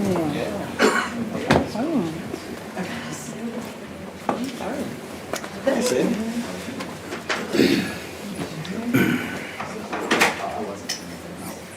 All right. I had them. Okay, everybody in? Okay. Thank you. Good afternoon, council, family, and fire, police, narcotics, and TVRCS. So, thank you all for coming today and being able to present to us. We want to hear about your budget from all of you all, and we want to thank you for your services and your commitment to keeping our community safe. And we look forward to hearing what your priorities and needs are for the coming year. So with that being said, I will turn it over to Weston, and then we will pass the baton on to you, Chief Chambers. Great. So we'll take a look at police's budget. You can see here salaries and benefits make up the vast majority of that. And the bottom right, you can kind of see their different cost centers. Moving on, so their total police budget increased $5.5 million. The bulk of that, 4.8, was salaries and benefits. And so that's due to kind of the COLA and anniversary increases, and then adjustments to the benefit rates. They did move one position from CPD into risk, kind of like the city attorney's office did. And then There's something different. This is different because we've got, we have a decrease of 3 million. Weston, you need to speak to the fact that you are comparing like to like, because you pulled out McCamey and 911. Yeah, but his number is different. Yeah, that top. I thought I was going crazy. I was, this is what you Yeah, that's what we have. so I'm here today. It took a whole week looking over it. the difference, that other one included the That's my phone. 911 and animal. Yes. So you are or you We are not taking it out? We're taking it out. So That this slide is been- reflective? Yes, so the budget book is. Okay. The budget book is wrong. No, the budget book is I correct. thought you was coming to put me in check. So what were we looking at just a few minutes, a few seconds ago? So what Weston was doing was showing a apples to apples comparison. So up until this coming fiscal year, both 911 for fire and police, as well as McCamey, which was to the tune of close to $9 million, was in my budget, Right. which inflated my budget. Oh. So it was removed, so it's a true comparison of what my budget really looks like. But to give you an apples to apples comparison, it was pulled out of the past budget years as well, just to show you what the true budget comparison would look like. Does that make sense? Otherwise, it shows a $3 million reduction, and that's truly not accurate, right? When you're talking about, you pull out something, but it's getting paid somewhere else. Right, so yeah, so that was the 5.5, is kind of the true police operations, taking out the noise of 911. So the police operations have increased by 5 million, is Correct. what you're saying? Okay, that makes a lot of sense. Right, so. 'cause Hence it- the salaries and benefits, 4.797, got it. This is right. Okay. Yeah, so in reality, when you look at last year's budget to this year's, it's a drop, but that's because we pulled out all that, the 911 and the McCamey animals. So this is kind of just a true analysis of their operating budget, which is why we're kind of showing it this Yeah, way. this got moved to I that apologize. general government we Yes, covered that's right, first. that's right. So, my apologies for that, I yes. have a question. Yes, So in FY '26, that also does not represent McCamey and the rest of it? that's right. Okay, just want to check. Your book does, what's on the screen does not. To Gotcha. give you an apples to apples comparison. That makes sense. I'm following. Okay, sorry. Figure out what you're putting down. Yes, so salaries and benefits again make up the bulk of their increase. And then operations, they have money added to fleet, that's to cover maintenance and fuel, which we're all seeing the increases there, and the fleet lease vehicle operations piece. The Axon contract, the 1.4 million, that's for their body cameras and car cameras. That number came out of their budget. It now lives in DTS's budget, so you'll see an increase on the DTS side. The increase on the DTS side is going to be higher than the 1.4. I think it's around 2.5. And so, because just the cost of that contract has just gone up. And so, but for the purpose of police's budget, that $1.4 million was taken out of their budget and added to DTS to cover that contract. And then they have their risk management allocation, just like everybody else. They do have the one position moving to risk, the occupational safety specialist, moving to the risk group. And then they have one new police fleet specialist position. So you see there. their positions represented there. We'll stop there. We'll pause there. Okay. For questions. Councilwoman Hill. Thank you. Chief, I wanted to tell you how much I appreciated your executive summary, and the clarity with which you discussed the reality of why you need the fleet specialist, and the challenges that have occurred as we've gotten fully staffed, which is great. And that's the headline, right? That we're fully staffed, which then means we have more resources to manage. Also, I appreciate that the way I read this executive summary, I see that you are thinking about, here's where I am today as a department leader, and here's where I see that we're headed and what I'm already solving for. That is so helpful to me as a leader who's got to look at all the departments.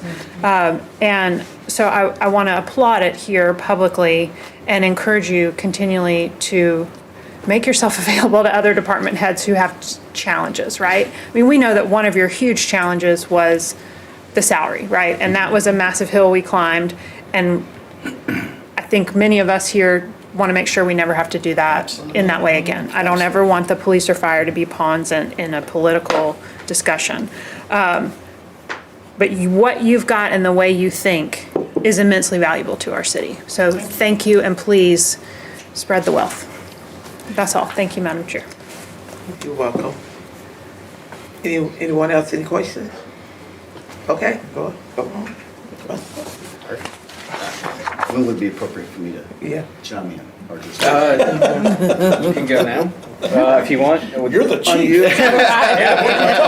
Sounds like you just got your budget approved. Yeah, no, for sure. So I wanted to take this opportunity because since August, September of last year, we haven't had this opportunity, and I do want you all to recognize, as painful as that process was last year, when I was appointed in September of 2024, I walked in with a 23% vacancy rate. That means 23% of our department we didn't have people for. At the same time, at the conclusion of 2024, we had the highest attrition rate. We lost 45 officers, most of which were to other agencies that year. And at that same calendar year, we only brought in 36 new police officers. And it had been upside down like that, where we had more officers leaving than we did coming in for 5 consecutive years. So that's what led to the 23% vacancy rate. And I committed to you all that I would give my 110%, that I knew that we needed to make some changes from a leadership culture perspective. And then I needed y'all's help, right? And you provided that last year so that we had competitive salary.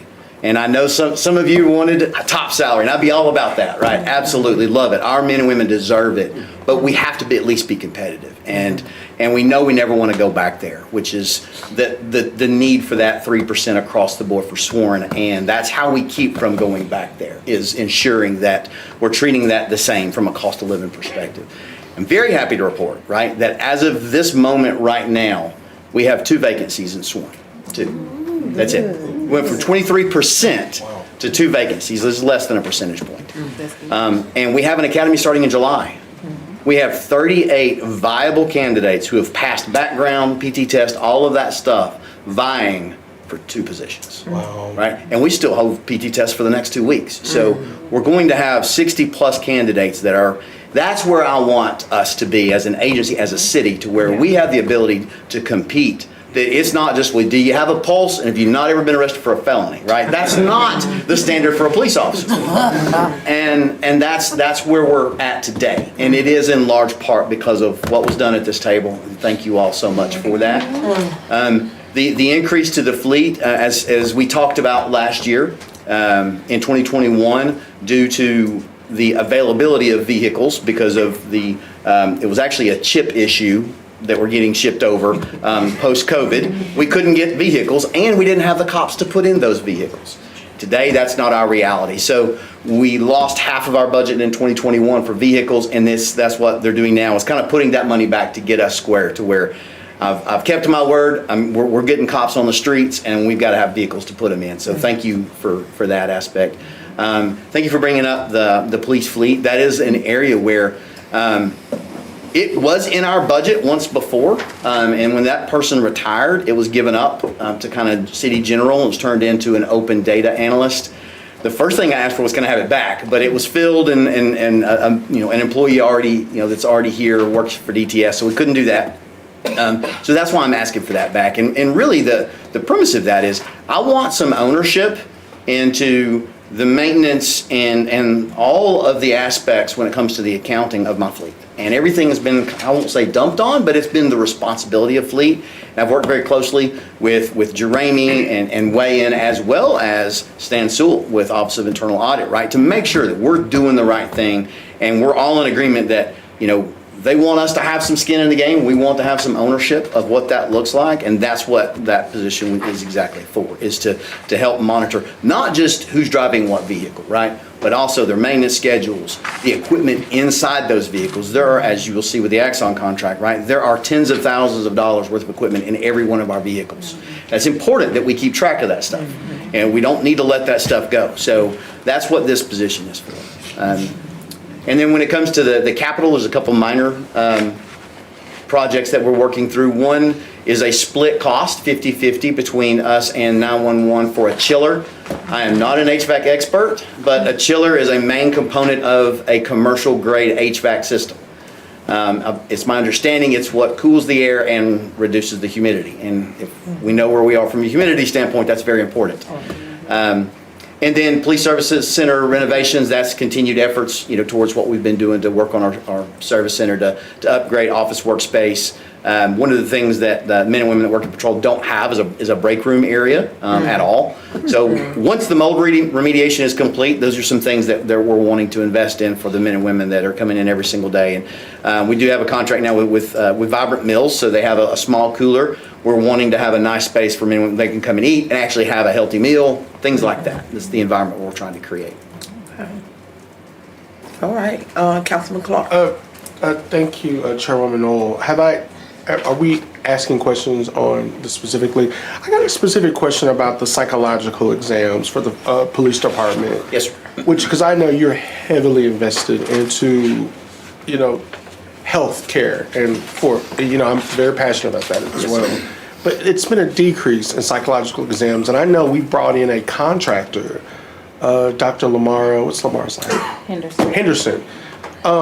Does that, and this is just for lack of knowledge, is she involved in the psychological exams? And if so, why was there a decrease in our work in that area? So when it comes to the psychological exams, as you see in our line item budget, that is specific for cadet applicant entry-level psychological exams. It's a post requirement that every police officer has to have and pass a psychological exam.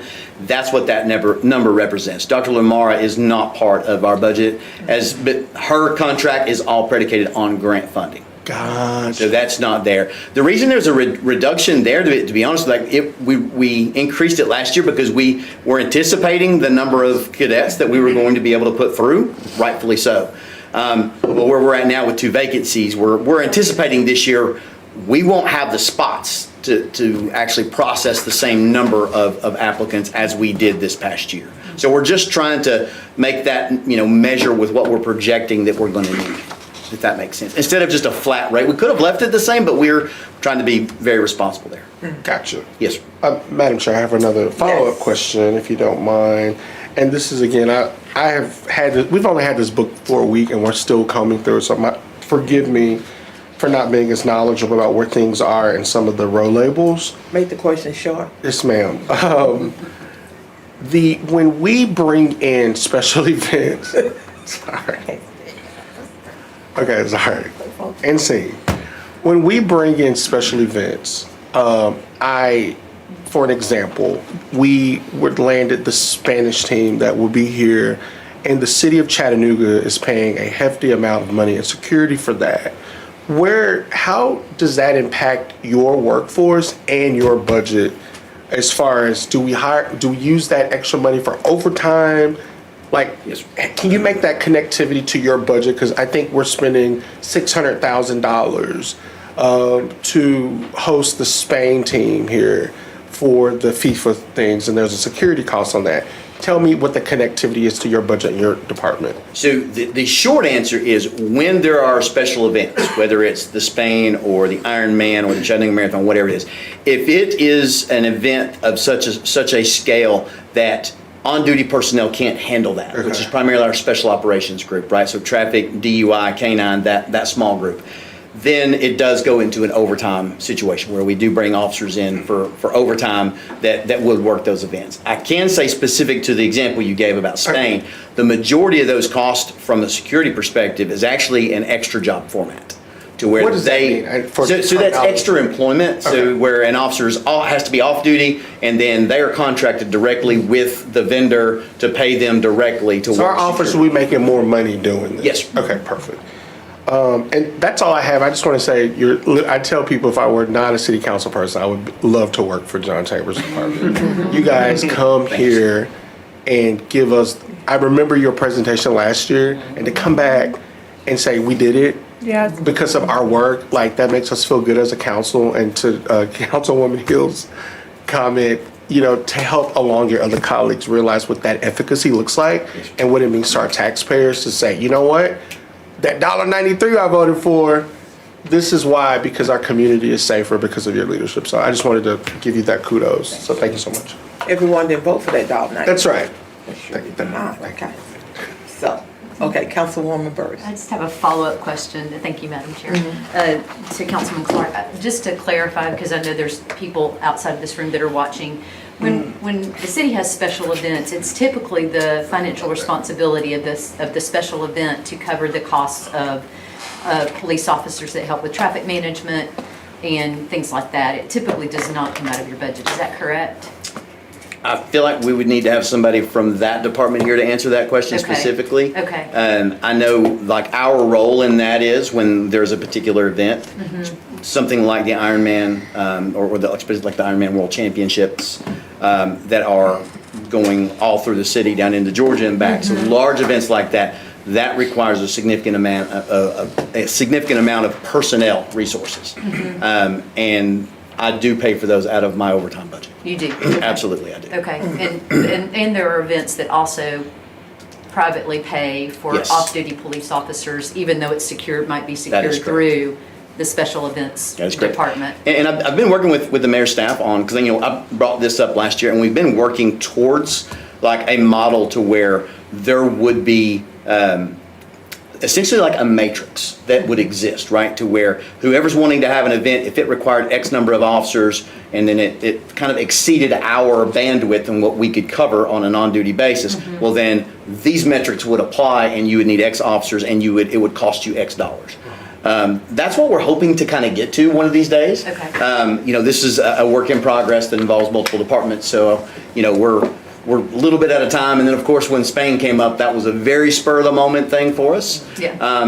There was an immediate push by me as well as others to say, well, this event organizer, they're going to have to foot the bill for most of this stuff because we don't have the resources to be able to supply it, and they didn't push back at all.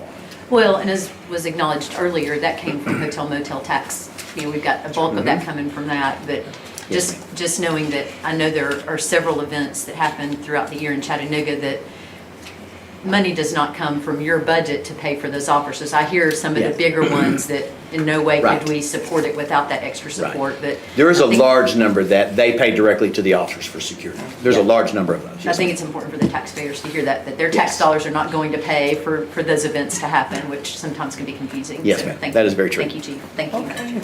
So hopefully there's not any more questions, I don't think, for Chief Chambers, because we do have 2 or 3 others that we need to bring forth as the council. Can we do the narcotics one? Yeah, narcotics, is that okay? I'm gonna speak to it. You're gonna speak to it? Okay, so we're just gonna keep you in the chair. Yes, ma'am. All right, move forward. Narcotics. Budget is pretty basic. You got $500,000 in services. That is the same number as last year. And that is based on their estimated need. No new positions, and then I'll let Chief fill in. So what this is an allocation of funds that already exist. So the narcotics funds are funds that are generated through forfeitures and seizures related to narcotics investigations. It could come from seizing a vehicle to seizing money to seizing drugs. and this has been a long-time fund that's in existence. It is, it is governed and overseen by the state as well as federal government as it relates to not just the seizures, but then also how we spend the money. The money has to be spent related to narcotics investigations. But it is very open from that point, right? It can be training, it can be equipment for the the narcotics investigators. It could be, any type of technological advancements that they might need for the investigation. It also could be for storage of the evidence related to narcotics investigations. So there's approximately 1.9 million in this fund that exists already. We're only anticipating to spend about 500,000, and that's about what we're also anticipating that we would bring in throughout the course of the year, so that it doesn't ever drop below, too far below that number. Okay, Vice Chair Elliott. I'm good, Madam Chairman. Are you My good? question. Okay, all right. I was curious about the fund amount. Okay. Okay, so I see no other hands. Chief Chambers, thank you so much. As always, I knew you would not disappoint. So wonderful. Chief Noel. Yes, come on down. I hope I don't disappoint You also. will not. You will not. Set that bar high. Right, I was hoping I'd get There's first. no disappointing in public safety. From the chair down, it ain't no disappointing. All right. We're Go ahead, Wes. hop right in here. Fire's budget, you can see at the bottom line here, increase of $4.2 million. Again, the bulk of it is in salaries and benefits with their COLA and anniversary increases and then some changes in benefits. They did have 160,000 roughly in operations increase. Again, they have some vehicle operations, that's maintenance, fuel, things like that for their apparatus. They have their risk allocation. We did some one-time funding in the amendment last year. If you remember, for Station 21, we added another crew, so we had to add all the beds and all the different equipment that goes along with having a second crew there. So that was what that money was for. Obviously, we don't have that this year, so that money comes out. And then every 2 years, they do promotional testing. So last year, they didn't have the $200,000. This year, they will have that. So that's kind of just a quick overview of that. No new positions. And we'll pause for a second before. Okay. Yeah. Chief Knowles. So, it's my first budget session, so I was excited about it and excited to sit down with Councilwoman Noel yesterday and go over it just with her. So, with this budget, you'll see just the majority of the increase was for the salaries and benefits. Like Chief Chambers said, just working with y'all, I stepped into the role right at the beginning of the budget amendment last year, so stepping into that and seeing how that was going to reshape our department and help our department. And so with that raise and with the increase in benefits, we've also in our department seen a positive thing with that. So from 2018 to 2025, we averaged 12 resignations a year. And most of those were firefighters between 1 and 10 years of service, and the majority of those left because of pay. As of today, 2026, we've had 1. And with that 1, it was for family. He moved back to where his family was, and so really it's working. Increasing those benefits, increasing that salary, that compensation, to make us competitive not only in the state of Tennessee but in the region has done exactly what we wanted it to do, and very excited about that. And thank y'all for that. Also, Ladder 21, just want to talk about that just a little bit with that budget amendment, with that, putting that truck in service. We saw exactly the benefit of that the other night in Councilman Harvey's neighborhood with that 2-alarm residential fire. In his neighborhood. Yes, yes. Actual neighborhood? Yes. If Ladder 21 was not there at that location at Station 21 so close at that time, or as we put it there, the next closest ladder would have been coming from Brainerd at Moore Road or from Volkswagen. And so having that ladder that close, I spoke with the incident commander today, and so he said if it wasn't for having Ladder 21 on scene so fast to get the aerial up to start getting water on it, we would have lost both houses and probably damaged another one because the fire was so advanced. But to have that set up so fast, have that ladder truck there, they were able to, at least contain the majority of fire to the house, to the house that was on fire, and then we saved the other house. It had gotten into the attic, but they made a good stop, and the crews did excellent. So another positive for putting that ladder 21 in service with the amendment last year. So thank you again. Thank you for everything. It has helped our department tremendously. But with the operating budget, you see the increase of about $160,000. And Weston went over a majority of the services with the increase of that. About $321,000 was for $200,000 for promotional testing. This is 2027. We will do that. And so then we'll skip another year. We do it every 2 years. And he went over vehicle operating expenses, $351,000, fuel, gasoline, labor, parts, everything. And then the other expenses, risk management was that. Positions that we have vacant at this time within the department, we have 43, and that is all counting the 26, or not counting the 26 cadets that we have in the academy that'll graduate in July. Once we graduate those, there'll be 17 vacant positions. We are starting another academy October that will run till April, and we expect to have about 20 spots available in that academy. And so as of April 2027, we should be fully staffed in the fire department. And with those 20 positions for the academy in October, we had 523 applicants for 20 positions. Wow. Yes. Wow. So, You're paying people. yes, because we're competitive. So, yes, so very excited about that. And I believe that's it. Unless Okay. anybody- Any questions, Council Fatman? Councilwoman Hill. Thank you. Chief, thanks for the points that you made about planning for future growth. You mentioned that we're going to be needing a fire hall in Hamilton Place Mall area and then also Black Creek.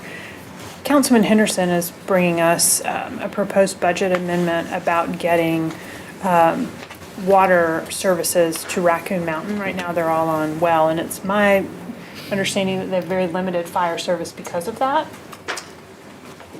Well, they don't have access to fire hydrants. They have to haul water up to the Okay. mountain to So extinguish a fire. will the Black Creek, and you may not have the answer to this yet, but will the Black Creek station be able to adequately service Raccoon Mountain?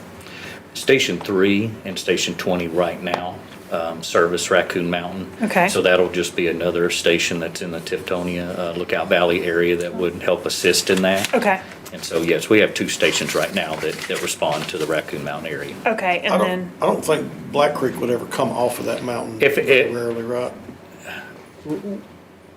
We would like to keep somebody up there, but if it is a fire in the valley and they're the next closest truck, yes, they're coming down. We would just shift another fire truck from another part of the city. We would relocate them up there to make sure that we continued coverage up on top of Black Creek, yes. okay, so 3 and 20 have the capacity Yes. to continue doing what they're doing, and they'll be happy to have fire hydrants on Yes, Raccoon on- Mountain when the time comes. Yes, if they're put in, If yes, we- I was absolutely, gonna say, yes. that hasn't been decided No, yet. it has not been decided Okay, yet, I think, but it yeah, would- that's a little Yeah, yeah. premature. Okay, go ahead, okay. No, Is that it? Yes, thank you, that's. Okay. Any other oh yeah, I'm sorry, Vice Chair Elliott and then Councilman Clark. Thank you, Madam Chair. This may be a question for the administration. At some point, there was conversations about the Black Creek community putting up funding for the fire hall. Whatever happened to that? Well, I don't think we have landed on the financing solution in totality yet. And so that's an ongoing conversation, still developing, not baked enough to bring anything forward at this point. Is there still interest in them doing it? I am not tracking that particular dimension. I don't know if it's doable or not. I know this was before a lot of y'all's time in your current roles. I just didn't know if it, Chip, I don't know if you even know. Do you know? What? Yeah. Well, He's been here longer than Black Creek, you can. I won't get out in front of the administration. I mean, but there have been talks. Now, as far as, I don't think there's been any kind of final agreement between the developers and us to build a fire hall. There's not been an agreement. Okay. But we're working with them, and we're trying to figure that out. Yeah. Okay, you good, Council, Vice Chair? good? Vice Chair, you good? I'm good, Madam Chair. Okay. This is a Councilman Clark. technical question, which I think is really cool. But, Chief Knowles, thank you again for your response. We've been getting a lot of requests in my district about fire hydrants. And we got one last night. Kim and I were at the Washington Hill Centers.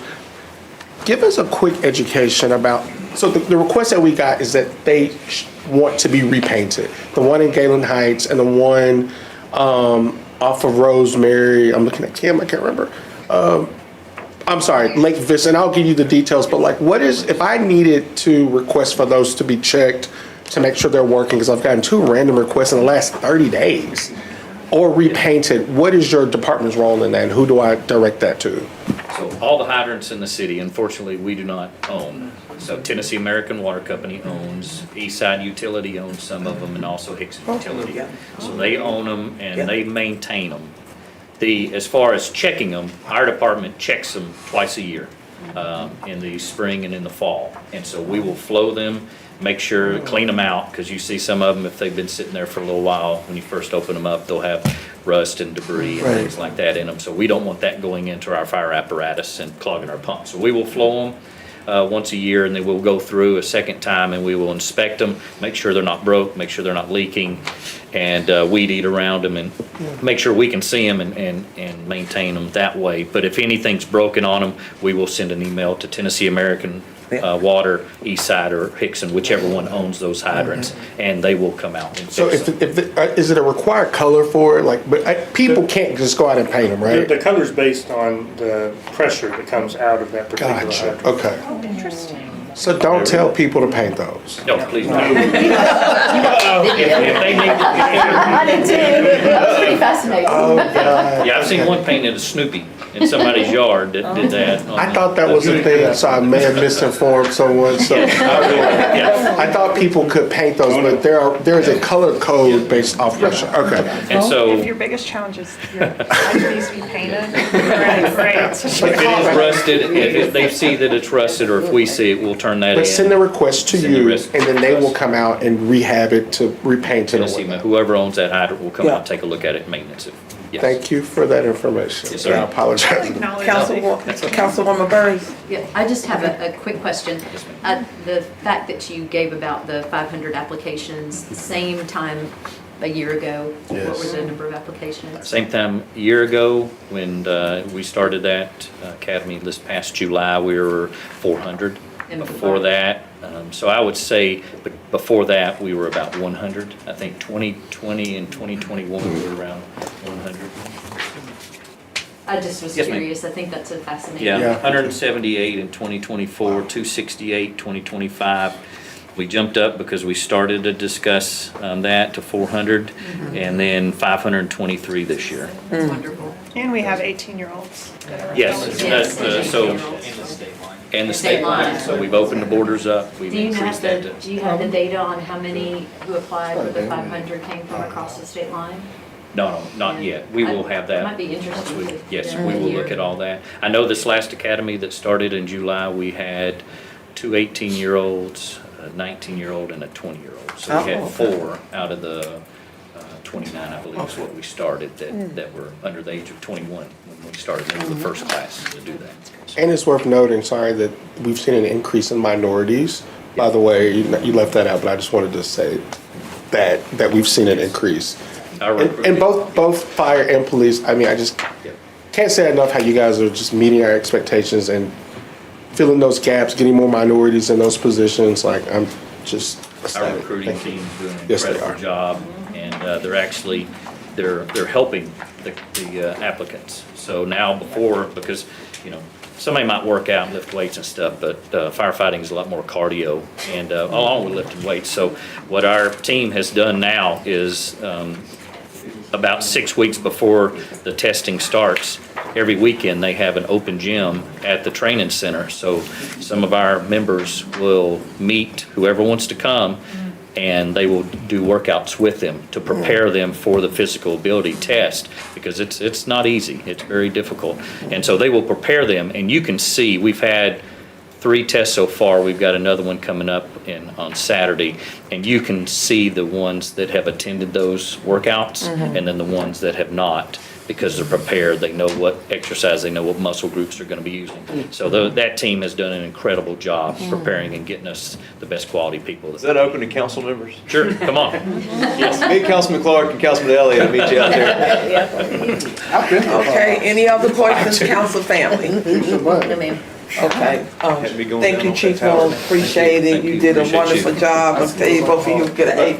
I mean, So, real quick, I'm sorry. Okay. Capital We do have maintenance, a yes, couple please. capital items. right, The fire capital maintenance, that is a sort of a down payment on their self-contained breathing apparatus. Yep. okay, And so you'll see next year, the balance of that will be in the capital. That has to be replaced every so often, so that's just putting money aside for that. Then there's fire station capital maintenance, some money in here for that East Brainerd, to balance out the East Brainerd property that we're buying for a station out there at some point, and then apparatus replacement funds. okay, thank you. Question? So everybody, okay, Councilman Harvey, okay, now, come on. First of all, I want to say thank you to you and your team for the response to my neighborhood 2 nights ago. It was devastating for the family who lost their home, but you saved the ones right next door to it. So I can't say enough. Your team was out there in the days after and was just tremendous. So thank you for all you did there. And I look forward to supporting the land acquisition. And so we'll work towards getting another station, much needed out in our area. So thank you. Thank you all. That's all, Madam Chair. Thank you. Thank you, Chief Knowles. So if we will have, who we have next? Yes, Dan. Come on down. Yeah. I know. Okay, y'all, this is Dan, my newfound friend. So y'all just, So we're gonna touch on yes. TVRCS, it's Tennessee Valley Regional Communications System. Is that right? Is this new? What is No, that? no. TVRC, it's like. This is the, No, teaching me something new about government. Oh, there you go. Yeah, no, this is, I'm not sure when it was stood up. I don't know. It's been there for as long as I've been working with the city. I don't know the full history of it, but we were the first to set up a trunk system, which has now been taken over by the state. The entire state uses that model. all right. So their budget is flat for the most part. Salaries and benefits changed $3,000. Operations increased. Operations and other financing is $172,000. The bulk of that is funds set aside to replace equipment as it becomes obsolete. Yes. That's from Madam Chair. No, keep going, Okay. please. Gotcha. Is going to replace equipment to maintain the system as it becomes obsolete. And then the money that's transferred to capital, that's based on their estimate of what they think they're gonna need, so they've adjusted that down. No changes in positions, they have 9 folks over there. No changes to that. And so, again, their budget is mostly flat, but we just wanted to bring it before you guys, and so. Okay.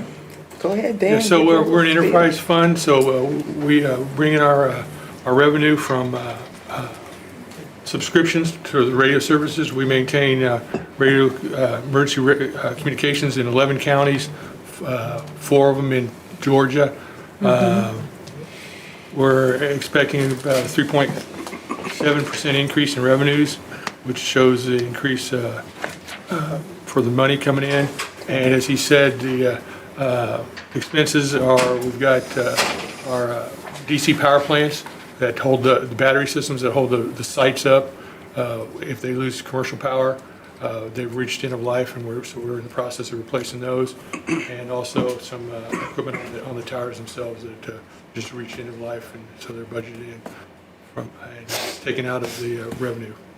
So Okay. zero-sum game. Any questions from the council family? Yes, Vice Chair. Was this originally under the fire department's budget? Was this why it's just kind of popping up? It is. No. Has this always been separate? It was in general services for here, under Mayor Burr. he folded it under the fire department.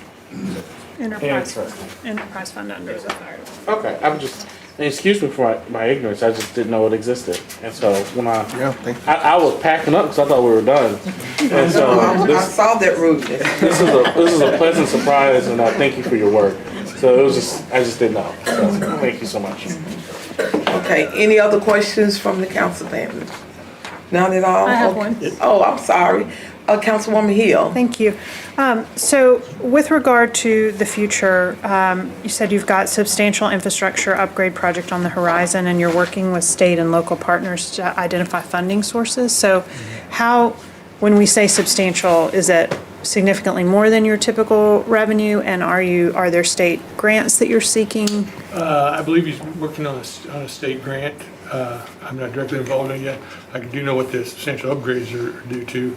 They're changing out the base radio systems that are reached the end of life, and we're going to the new improved digital.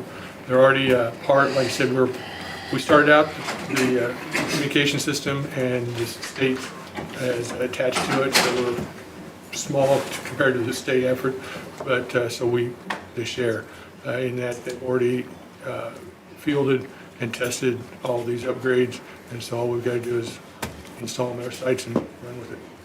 Once they're purchased and you're Yes, seeking ma'am. a state grant to help with that upgrade? Working with the state, with the TAC, the overall state network. Okay, thank you. That's all, Madam Chair. Okay. Councilwoman Burris. Yeah, I have just a question of understanding. So you serve the city of Chattanooga in 11 counties, and other counties in Tennessee and 4 counties in, are they contributing to the expenses? Do you Yes. recharge them at some level for Yeah, the it's a services? subscriber service for each radio they have in hand. We charge them a fee that gets them on the system, maintains them, and we get a capital to keep the system up to date. Okay. For minor stuff. But yes, each entity provides a source of income. So does your budget reflects the services to those other counties as well? ma'am. Okay, and then they're contributing to the cost of that? Yes, ma'am. Okay. Do we have, I'm sure we have somewhere in here what the revenue is? Yeah, from that? on Or is page it- B Oh, never- 463. Okay, is it the 2 million? It is. So, 113? and then it's actually broken down a little further on 463. Gotcha, okay. As to, and there's a line in there, other government maintenance. Okay. So so I guess Weston, what do we actually contribute to that amount? So how much is coming from? I can pull the breakdown of Okay, kind of what I'd all be of it is. curious to see Yeah, that. We can break it down Okay. by district. Okay, or by okay. Thank municipality. you. Thank you, Madam Chair. All right, council family, anything else? Are you over tornado sirens? No, Okay, never mind. no, two-way radio communications. Okay. And Matthew Sadler is the director for TVRCS, but he was out of the country, so he wasn't able to be here. Okay, are we good? Thank you, Dan. Oh my God, that was awesome. So, hold up. I haven't dismissed this yet. Come on. So thank you for your presentations and for the work that you do every day to serve and protect our communities. And we appreciate your dedication and your needs presented during this budget session. So now it is our responsibility as a council family to make sure we are positioning these departments for success. So we need to make sure they have what they need when they need it in order to continue to protect and serve us, okay? Y'all are greatly appreciated. All right. Appreciate it. All right. So if there's not anything else, everybody is good, Cody? You always bring it up to rear there. You good? Good. Thank you. All right. Thank you. Praise the Lord. Good. All right, then we are done. It was done. Thank you. Thank you. Bring up the rear.